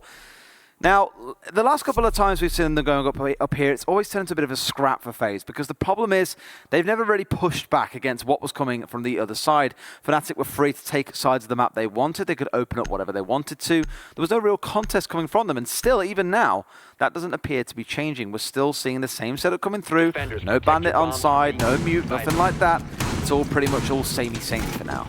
It is. So, gym and bedroom we will see for the first time today. The wall that cameraman is currently reinforcing, known as the jacuzzi wall, is going to be particularly important usually in this defense. If that wall gets breached, it becomes an absolute nightmare. You can then push through. They'll also breach the wall that leads into the bathroom area that you can see opposite it, and that really does open the site up. However, if you can defend that wall and you can prevent it being opened up, this site becomes very difficult to attack, because you are then limited to single doors and windows. You are pushing through pinch points, whereas there is no other option. There is no other external wall through into this site. You can sort of make your way through logistics and open up into site from there, but it is still a very limited space to get through. And usually what we see happen in that case is the defenders can just go prone, hold an angle onto a single doorway, and wait for the attacking team to filter in and just destroy them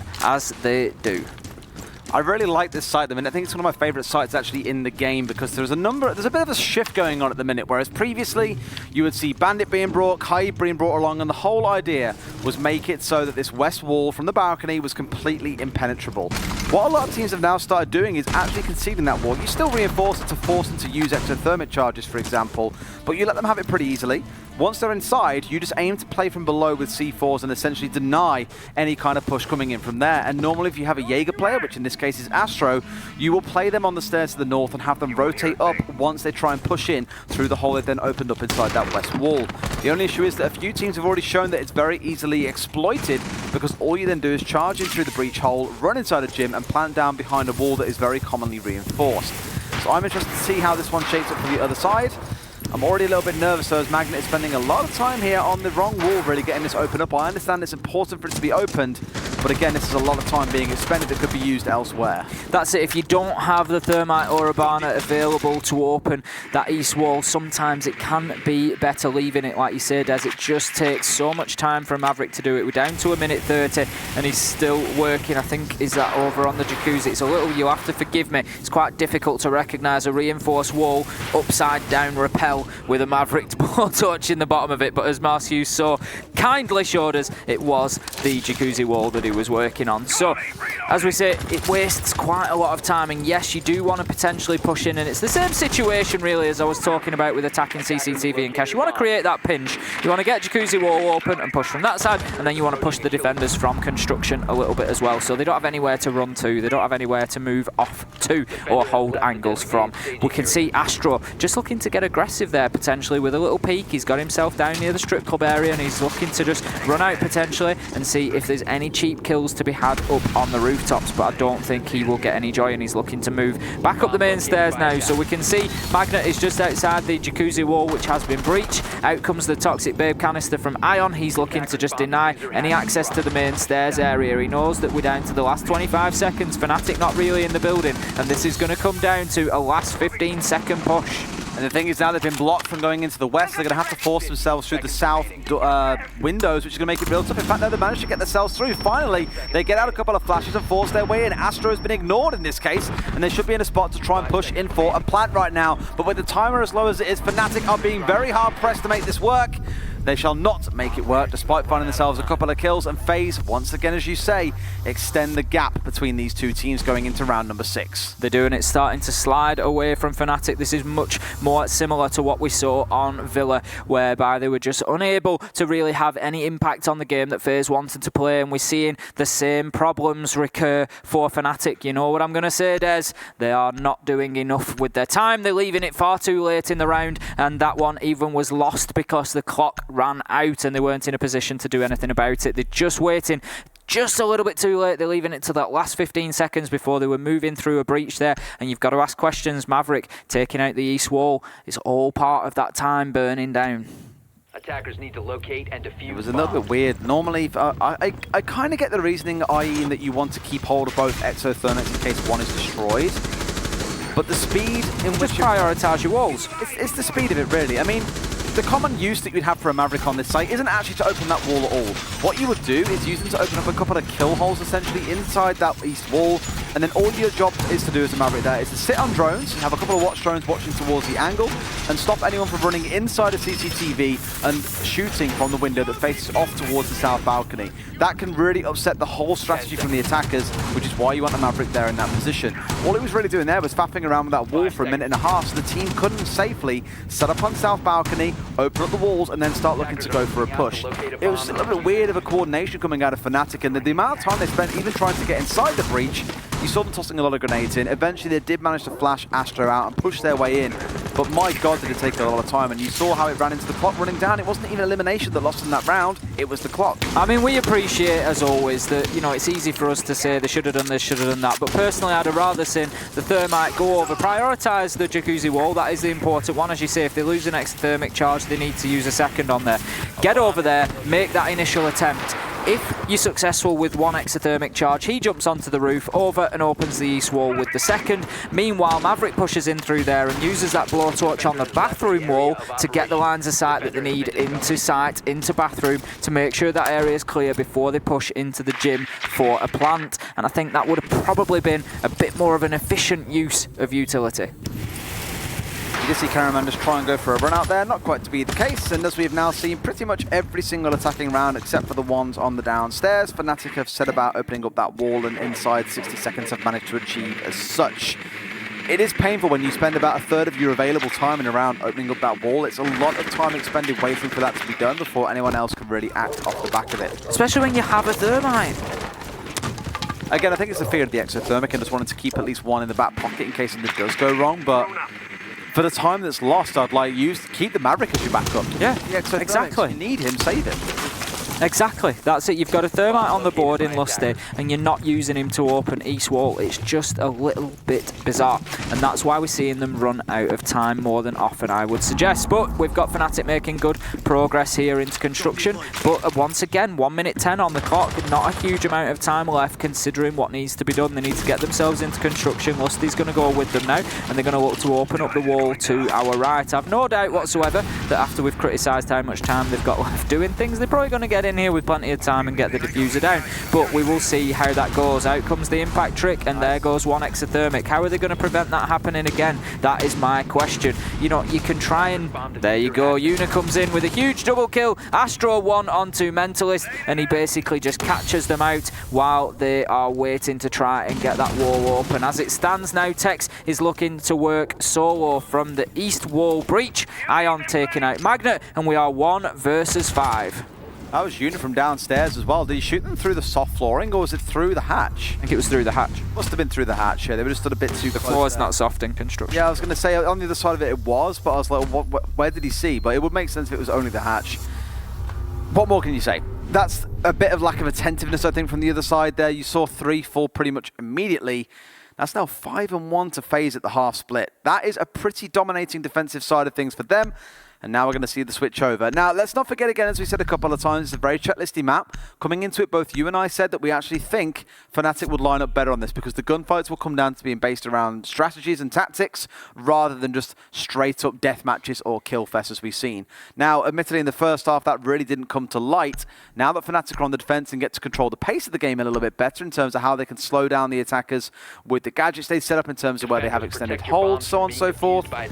This could be where they get a chance to shine and actually bring things back here. We did comment on that coming into it, and we said we expected to see a good defense from Fnatic, so it's no surprise that FaZe have come in, but the question is the advantage of getting the defense first off for FaZe going to be too much for Fnatic here? If they want to win this outright without having to go to overtime, they're going to have to go 6 rounds to 0 here. They're going to have to run this one all the way back in. Let's not forget, they haven't won a round in the last 4. It was 1 apiece, and then FaZe have taken 4 consecutive rounds, and that sort of momentum is very, very difficult. But I am interested to see what FaZe can bring to the attack here. When we saw them on Villa, they were a little bit slow again, much like we've just seen from Fnatic there. Very methodical, wanting to get into position before executing, lots of drone work and lots of information gathering. Not necessarily a bad thing, but it just wasn't fluid enough. It was too halting, it was too clear out step 1, but then wait before proceeding, start droning again, and it was just very, very halting. One thing they just clocked there actually on the east wall as well, that there were a large number of holes put in it by the defensive side before it was reinforced. The reason being is the way the sound works in Siege sometimes. It actually helps quite a lot when you have those holes there because you can hear where explosives are being placed on the other side and aim to deny them. Now, a bit confusing, I guess you could say, for Fnatic, because they don't really have any way of stopping it. They haven't brought a bandit along, for example. There is a mute on side, but of course, once you already have an exothermic placed down, it's a little bit too late for that, and you're also playing, for example, in towards a Thatcher. Now, as it stands right now, there's no need for them to use that, and a lot of potential has been put immediately downstairs by FaZe, actually. As you can see, they've got one downstairs in basement right now. They had 3 down there at one point, and now they've kind of backed out and gone and go, okay, well, we know that's safe, let's go and do something else. And their marching orders, it seems, are to go and take over Garage before they look at opening this wall up. Just a little bit concerned again about potentially wasted time here. FaZe have gone in and they've spent a lot of time clearing out a basement level that doesn't have anybody in there. That could have been done during the prep phase with the drones. You know, they obviously want to be sure of that. They don't have Nomad, they don't have Gridlock on the board to prevent any flanking, but it would be quite unusual for roamers to play out on that bottom floor for a cache CCTV, especially given that Fnatic so far historically in this game have not really played with any roamers away from site. So I'm not really too sure where that fear comes from, or wanting to go down and face check the basement level and make sure it's all clear. But the diffuser is going down. Fnatic, I'm not sure what the plan is here. I think that's the plan. Double nitro toss will clear them out, but I don't think they're going to be in a position to do that again as Ion gets onto the diffuser. Valkyrie will come and have another go, but it goes too far. The throw is no good. This is essential that the cover is in place. Ion gets the kill, but will be traded out. We get a flurry of kills there, leaving us 3 versus 1. But Astro is in the perfect position with everybody at Fnatic on his right-hand side. They need somebody to come through Garage to make this challenge, really, but I don't think anybody will be able to get there quick enough. We see 2 approaching. They need to combine here. That is 1 kill, but Mentalist will get the one that Fnatic needs. He'll get on to disable the diffuser and have plenty of time to do it. Unfortunate for Astro there. They did stack up a little bit, and on a different day, maybe he gets both of them, but that was well played from Fnatic in the end. Absolutely, they did have the one rotating to Garage, which is why they were waiting a good 20 seconds there before making a move. They knew that if they just waited and got the run out from Garage at the same time, there was no way he could contest with all angles.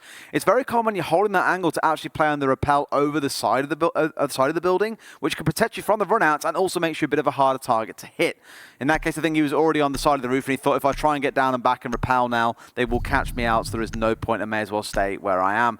That was a lot of C4 tosses coming over, and this is why normally you would have someone covering it when you're going for a plant. So if a C4 does come sailing your way on a land builder, it is a lot easier, to shoot C4s out of the sky as they are sailing towards you. In that case, that just didn't quite happen for them. But still a close round, good execution by FaZe. Our concern still lies around time being wasted doing things that aren't strictly necessary in these rounds, though. So Fnatic are going to be heading to gym and bedroom here. It looks like they're not too keen to get down to Church and Arsenal yet, or maybe they're just wanting to save it as an option. We will find out, but this is their secondary choice here, as we would expect. Jacuzzi wall is going to be reinforced off, as is bathroom wall. We do have the more standard sort of setup here, so what's happening is Lusty on the castle will have put castle barricades both on the gym door and the gym single window, bottom left of your screen, and that is going to provide Magnet with some cover on the Bandit to play in and around the Jacuzzi wall. So now a lot of utility has to be expended to get rid of both of those castle barricades. Quite often this will be combined with a deployable shield. I'm not sure if there's one in position or not. We do have Goyo on the board, so there is the option of using a Goyo shield potentially, so long as it's not too close to where Magnet is going to play. So you will then have 3 layers of protection essentially between that window and Magnet, so he can play there and just safely Bandit trick away and try to keep that Jacuzzi wall closed for as long as possible. We can see there's no deployable shield in place. Not the end of the world, it's an option, but it does prevent nades from being sent in through that drone hole and taking Magnet out. There is so much reliance on this working out from this angle, though. They know now the Bandit is there as well. This is the kind of standard that you might get used to seeing. Are going to have to stick this one out as well. They managed to blast him straight away, and already he has been forced back. That wall is now open.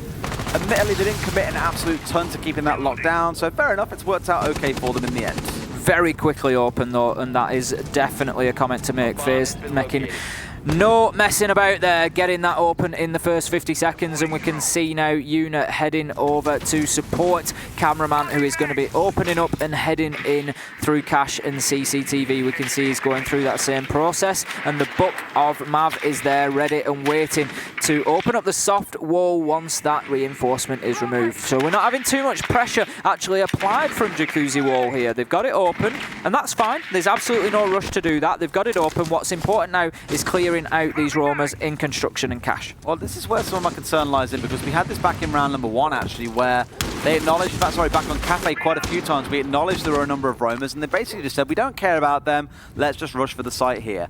I'm kind of confused as to why they aren't opting to try and go for that play, because you can do enough from Jacuzzi here when you've got 2 or 3 defending off towards the east side, that as long as you know your angles and you've got your drones in, you can make this work. And now all they're finding is they're losing members in gunfights elsewhere around the map, as you can see. Jacuzzi was open. All you had to do was use a little bit of utility, get open the castle reinforcement that was on the gym wall, and plant him behind that reinforced wall inside the gym that I mentioned earlier on. All that's happening now is they are literally losing the round on trying to fight for a side of the map that they don't need control of. It's insane.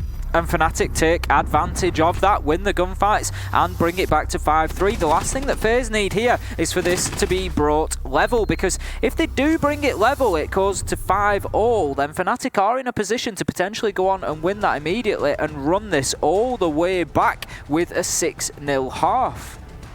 Timeout called in here, and based on where the camera is, I'd say it's for Fnatic, but I imagine this is the kind of thing that you probably want to call in if you are FaZe right now.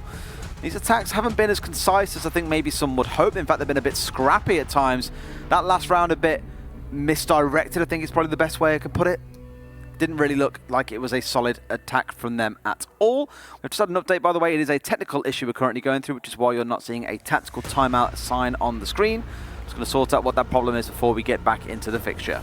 Yeah, it looks like one of the FaZe players is maybe having a little bit of an issue, so that'll give the teams an opportunity to just have a chat, have a look over some information, and do what they can to plan for going forwards. But this one is shaping up to be a very tasty finish to what has been I'd say a bit of an unexpected sort of duel, really. I thought FaZe may well come in here and take this one, not necessarily comprehensively. I knew that Fnatic would put up a fight. They are a good team, but I just thought that FaZe, it's one of the older rosters we've got. There's a lot of experience there, very familiar with playing with each other, whereas Fnatic, as we've commented a couple of times, have had new members in there, they've had changes, they're going through this transition period, and I just thought that the experience might win out the day for FaZe. As it stands, it may well still be the case, but it's been a lot closer than I necessarily expected. We can see we are going to be heading back into game now, which is good news. 5-3 in favour of FaZe. We are one map apiece. FaZe having taken Villa,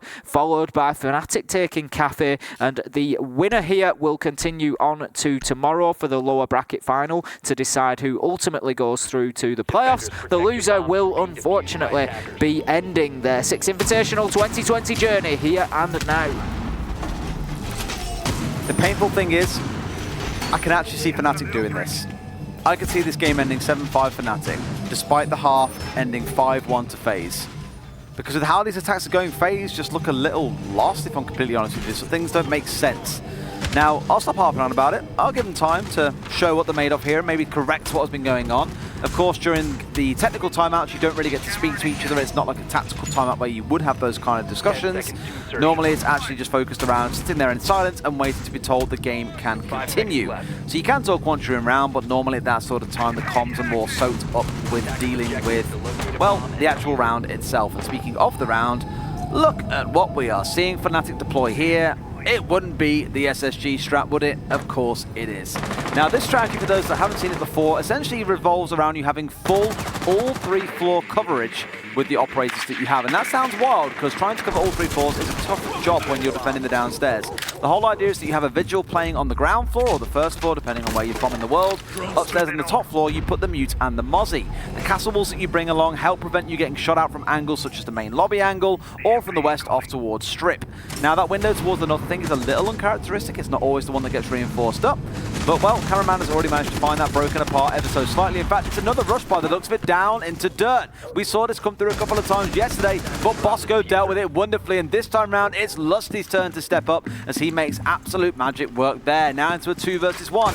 Cameraman had the chance, in fact, the whole team had the chance to make that round work for them, but this strategy no one seems to have the right answer for it yet. That's the closest that we have seen to it being circumvented. FaZe managed to actually get themselves established into the back of Arsenal there. It was only when Lusty managed to step up on the Mozzie and just get themselves a couple of kills that it really brought it back for Fnatic. It did look like they were on the ropes at that point because, generally speaking, we've not seen anybody actually get out of Dirt Tunnel. So the fact that FaZe managed to break out and get into Arsenal is a significant amount of progress, but it wasn't sufficient in order for them to be able to win the round, and Fnatic are really putting a marker down here. This next round, I cannot stress the importance of it. They have brought it back to 5-4. If they can level things out here, believe me, they are absolutely living in FaZe's head at that point. If they can have brought it all the way back with 4 successful defenses, if FaZe can take a round here, then again that has a big impact on Fnatic because it puts FaZe on that match point and it also gives them 2 bites at the cherry to go and finish this match.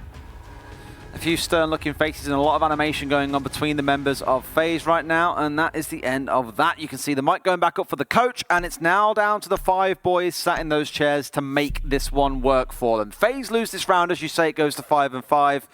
That's a lot of pressure to have on the back of your head. CCTV and Cash going to be where Fnatic choose to stake their claim, and let's see if they can keep the Wolves at bay as FaZe set up to go for the attack. Again, I really want to see him just use those exothermic charges and speed these rounds up a little bit. I'm excited to see how the rest of this one plays out. It's been one of those slow burners that's just built and built and built, and the cliffhanger that we now face is ginormous. One of these teams going out soon. There is only a potential of 3 rounds remaining, including this one, until we head to overtime. Will that be the case? Imagine a best of 3 overtime between these two now after such a long match, arduous over a couple of maps already. Final map 3 for who will continue on in the tournament. It's all down to these next few rounds. We can see a similar setup to that we have had previously here.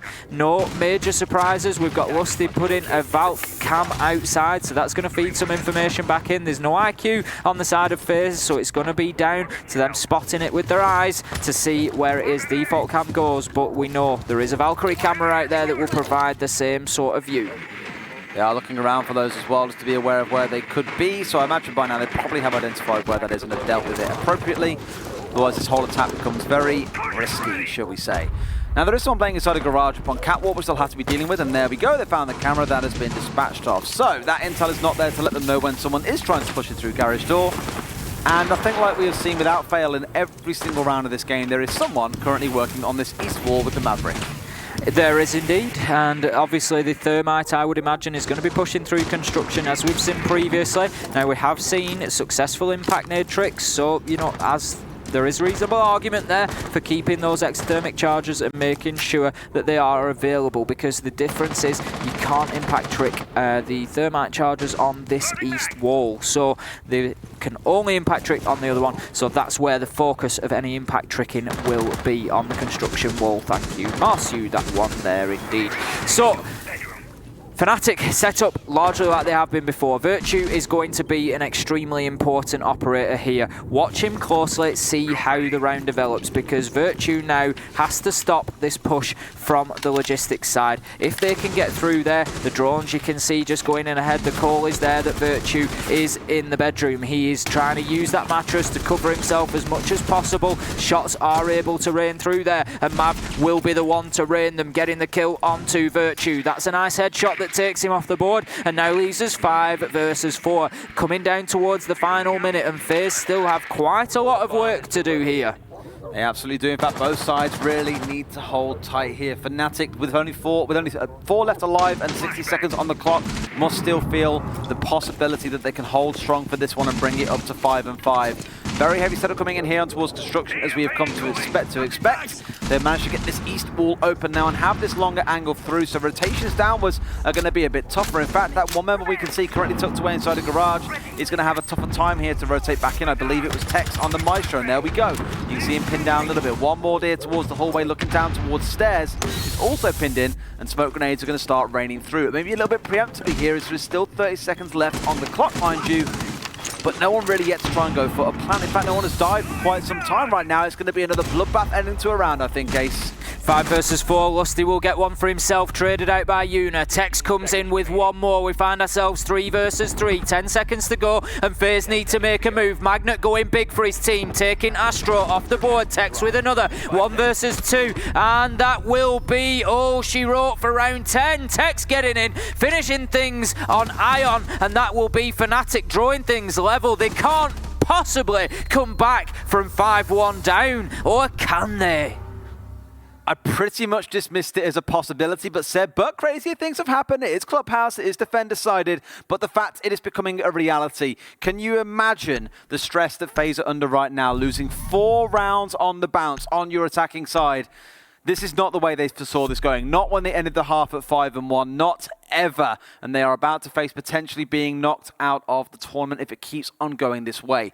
Now, they do still have a bit of a round buffer. There are still 2 more potential rounds for them to correct their issues. The thing is, the issues have prevailed now for 4 rounds with no real sign of changing, even after a timeout. It is tough for FaZe. There is absolutely no question, especially if you look at how this match started, coming out so strongly on Villa. Fnatic never really putting up any sort of fight there. It almost looked as if it was only the first or second time they'd even played the map. They really did struggle to get any sort of ground in there, and FaZe took full advantage of that and came out strongly. I honestly thought we were going to see similar on Kafe. I thought FaZe were going to come out and just roll them again, and it would be a very quick match. I even commented similar. Fnatic have proven me wrong, and that's what I love to see. I love these teams coming out and making a fight of it, being the underdog, and there is no real expectation on Fnatic at this point. You know, one way or another, they go away and they hold their heads high here. They've put up a real fight of this, but I don't think that that's enough for them. I don't think these boys are done just yet, so don't go anywhere, because these next 2 rounds are going to be unbelievable. Of that, I am certain.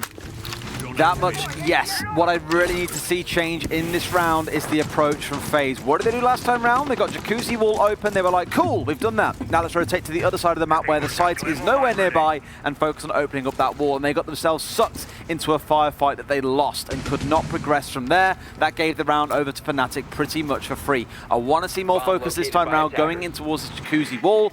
Get the wall open. Go for a push from there. Don't get baited into going towards the wrong side of things. And immediately now the Bandit has stepped away, so they should be able to get this open for free. And there we go. This will come off just fine for them. 45 seconds in, it's been opened up. Let's see what they can actually do with it now. Good early progress, but as you say, it looks like Una is potentially heading onto that rooftop to move away towards the other side and open that CCTV. Cameraman has already been working on it, so that may well already be done. But is everybody going to join him again to push from that side? Ion doesn't need to be holding that window, because that is the job of the Maverick. It's the reason why you have cameraman on this side. But look, no one's watching it right now. Please tell me someone is watching this one. Ion is still watching whilst Maverick is getting stepped. In fact, Maverick has left. Where's Maverick gone? He's changed his mind and moved here towards Stock instead. Okay, so I guess he's not going to watch that angle then. So now working on that wall at the start of this round for the last minute and 15 seconds has been a waste of time. That's it. He's got the reinforcement off. It is soft at this point. How about that for a C4 toss from Tex? That is an absolute beauty, and that is the start that Fnatic needed. Can they get themselves into a position of being on map point here? This could be unbelievable. Out comes the Nitro. It will just miss Una, and he will be successful in opening that bathroom wall. This is the most progress onto site that we have seen FaZe make so far. Come on, Una. You can't make those sorts of mistakes at this point of the game. Fnatic taking full advantage. Ion doing what he can, but he finds himself in a 1 versus 4. Beautiful headshot onto Tex there. 1 versus 3 here. FaZe with it all to do, but Fnatic, Mentalist will come in and get that final kill, and that is round Fnatic, and match point is now in their grasp. Too little, too late, FaZe. They had the right idea, but mistakes prevail. Why Cameraman spent the first minute and 15 seconds off towards the east when there was no intent of holding that wall is beyond me. Why they then chose to sit there in front of a drone hole and lose a key man is also absolutely beyond me. But let's not take it away from Fnatic. Their aggressive defense there really paid off. Magnet holding nice and close on that Bandit did enough to force them away. And now as we go potentially into this final round, look at the setup coming through. It's the Mute, Mozzie, and Vigil. It's that SSG strat coming through once again with a slight twist. We're not going to see castle walls, but we are going to be seeing cap can traps. Could be a little bit of a dangerous twist, that one. The castle barricades do have their place in that strat. So as you said, Des, you tend to section off bar with those castle barricades. Now, part of that is to protect you from angles, but it also gives those top floor roamers theoretically a safe route back to site using the hatches that are opened up. They can drop all the way back down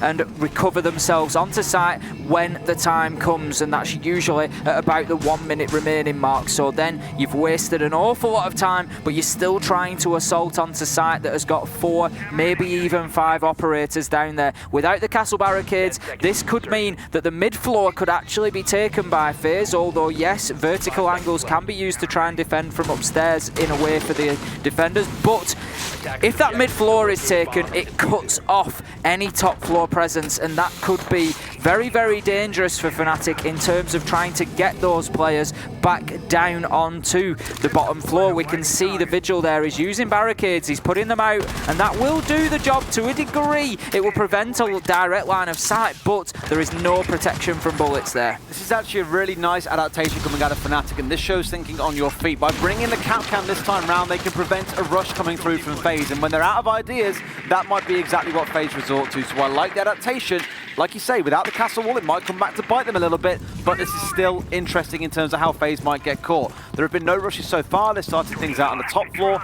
It seems like they're going to play into the strategy the exact way that Fnatic wanted. You can already hear them. The Aussies on the Mozzies, they're catching one of those drones already. That is going to slow FaZe down even more on the top floor as they are denying intel away from them and making this so critically painful. 60 seconds gone by and they're still not inside the building on the top floor. That's it. That wall needs to be opened as a real priority. I think back to the times that we've seen Navi try this exact defense and done so unsuccessfully, and the reason they've been beaten, and the one that really sticks in my mind, was FaZe in Pro League. The first thing they did was get that jacuzzi wall open within about 20 seconds, and they just rushed in and they challenged them. As we can see now, all of Fnatic have returned back to site. They've wasted a minute and a half. That's enough for them. So now FaZe have top floor control, but they are starting a process that you would normally have 3 minutes to carry out, and they have to do it in 1 minute and 20. And this is a team that has already been struggling to get things done in time.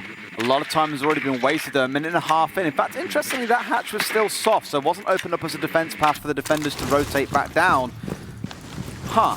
I'm curious. All right, fine. There's been some other adaptations coming through. Either way, it's still given Mav the chance to get in here to the spot they needed to be in. Most critically, ignore the setup that's happened on the top floor and the middle floor. Look at the time. 2 minutes in, and FaZe have only just managed to get control of the ground floor and start assaulting in towards the basement. This is going to force what we have seen all match long, which is panic from them. They've got 45 seconds to close this out. Otherwise, Fnatic proceed to the next round, and it's FaZe who find themselves falling out of the tournament.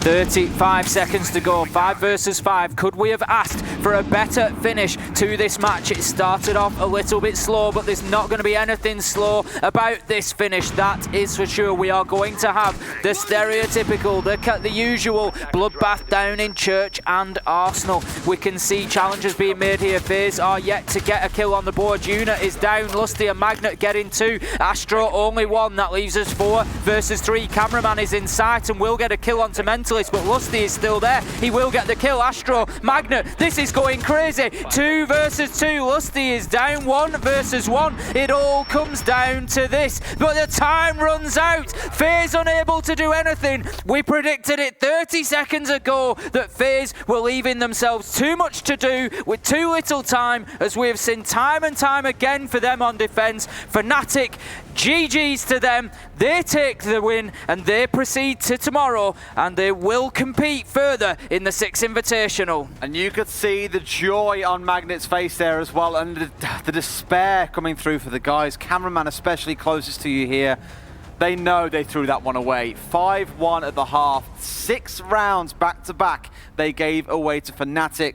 Let's not take it away from Fnatic. Played very, very well, but there were so many mistakes that we called out in that second half of things that they could have done right, but just could not correct in time. Huge commiserations to the guys over on FaZe. You can see exactly how much it means to them. The Fnatic boys straight over there, very professional, good sportsmanship, handshakes all round, but that will hit hard for FaZe. Make no mistake, these guys are very competitive players, and they are here to win every minute of every game. So as much as we can stand here and and we can call mistakes as we see them. It's easy for us. We've got all the views in front of us. They're trying to play it from a point of view for themselves in the game, and they are trying their best at every opportunity to win. You can guarantee that. So whilst we might say, why are you doing that? In their mind, it is part of a process, it is part of a plan, and they think that that is the way to go. And FaZe, unfortunate there. Nobody deserved to lose that one. We've seen an absolute cracker between the two of them there. They really have come out. They've both performed, and what a shame that one of these guys has to go home. It was a real bloodbath, across all three of those maps, I think. The number of times that we saw rounds that would really go down to the wire and come down to a couple of kills. If you like clutch moments in Rainbow Six Siege, this is the kind of match you want to watch, where it does come down to 1 versus 1s and 2v2s and 1v2s and whatever else it might be to close things out at the very, very end. And that last round really kind of epitomized it for me. It was a 1 versus 1 to close things out, with the last defender running away, not taking the gunfight because he knew that he didn't need to. So a good bit of patience being shown.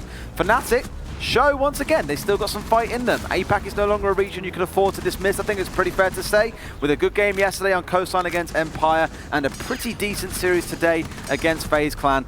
I think you would be wrong to write them off. There is still a very real possibility they could come and upset someone like Empire, like Dark Zero, whoever loses that other fixture. It is a possibility you just cannot afford to ignore as one of those teams, and there will be some VOD watching to do tonight for whoever their opponents are tomorrow. There's going to be a lot of work, that much is for sure, and I'm always the first to say don't write teams off. Ultimately, if you get to this point, you are one of the top 16 in the world, and any team here can beat any other. That much is for sure. I think we're just going to have a quick look at the bracket and how that leaves us standing, so we can see Team Empire and Dark Zero, as we updated you earlier, still stand on 1-all. Fnatic will proceed through into that decider match, and what will happen there is the ultimate loser of Team Empire Dark Zero will drop down into that lower bracket, and they will play Fnatic for that last playoff spot. The winner of Team Empire against Dark Zero will proceed straight away, and I think, looking at the look on Dez's face, he's got an update on the score for us. I do not. I was hoping you might have one for me. I don't. Well, we're at 4-4. There we go. There we go. We got it. Head appeared once more. It's 4-4 on map 3. That is a nut series that is still going on. It's as close as this one. No doubt there is a lot to be caught over there, but let's not waste your time anymore. I'm pretty sure you want to see what action is going on over there. So until that match is concluded, we will throw over to Stream A. That's myself and Ace done for today. We'll catch you guys tomorrow and enjoy the epic conclusion to Empire versus Dark Zero.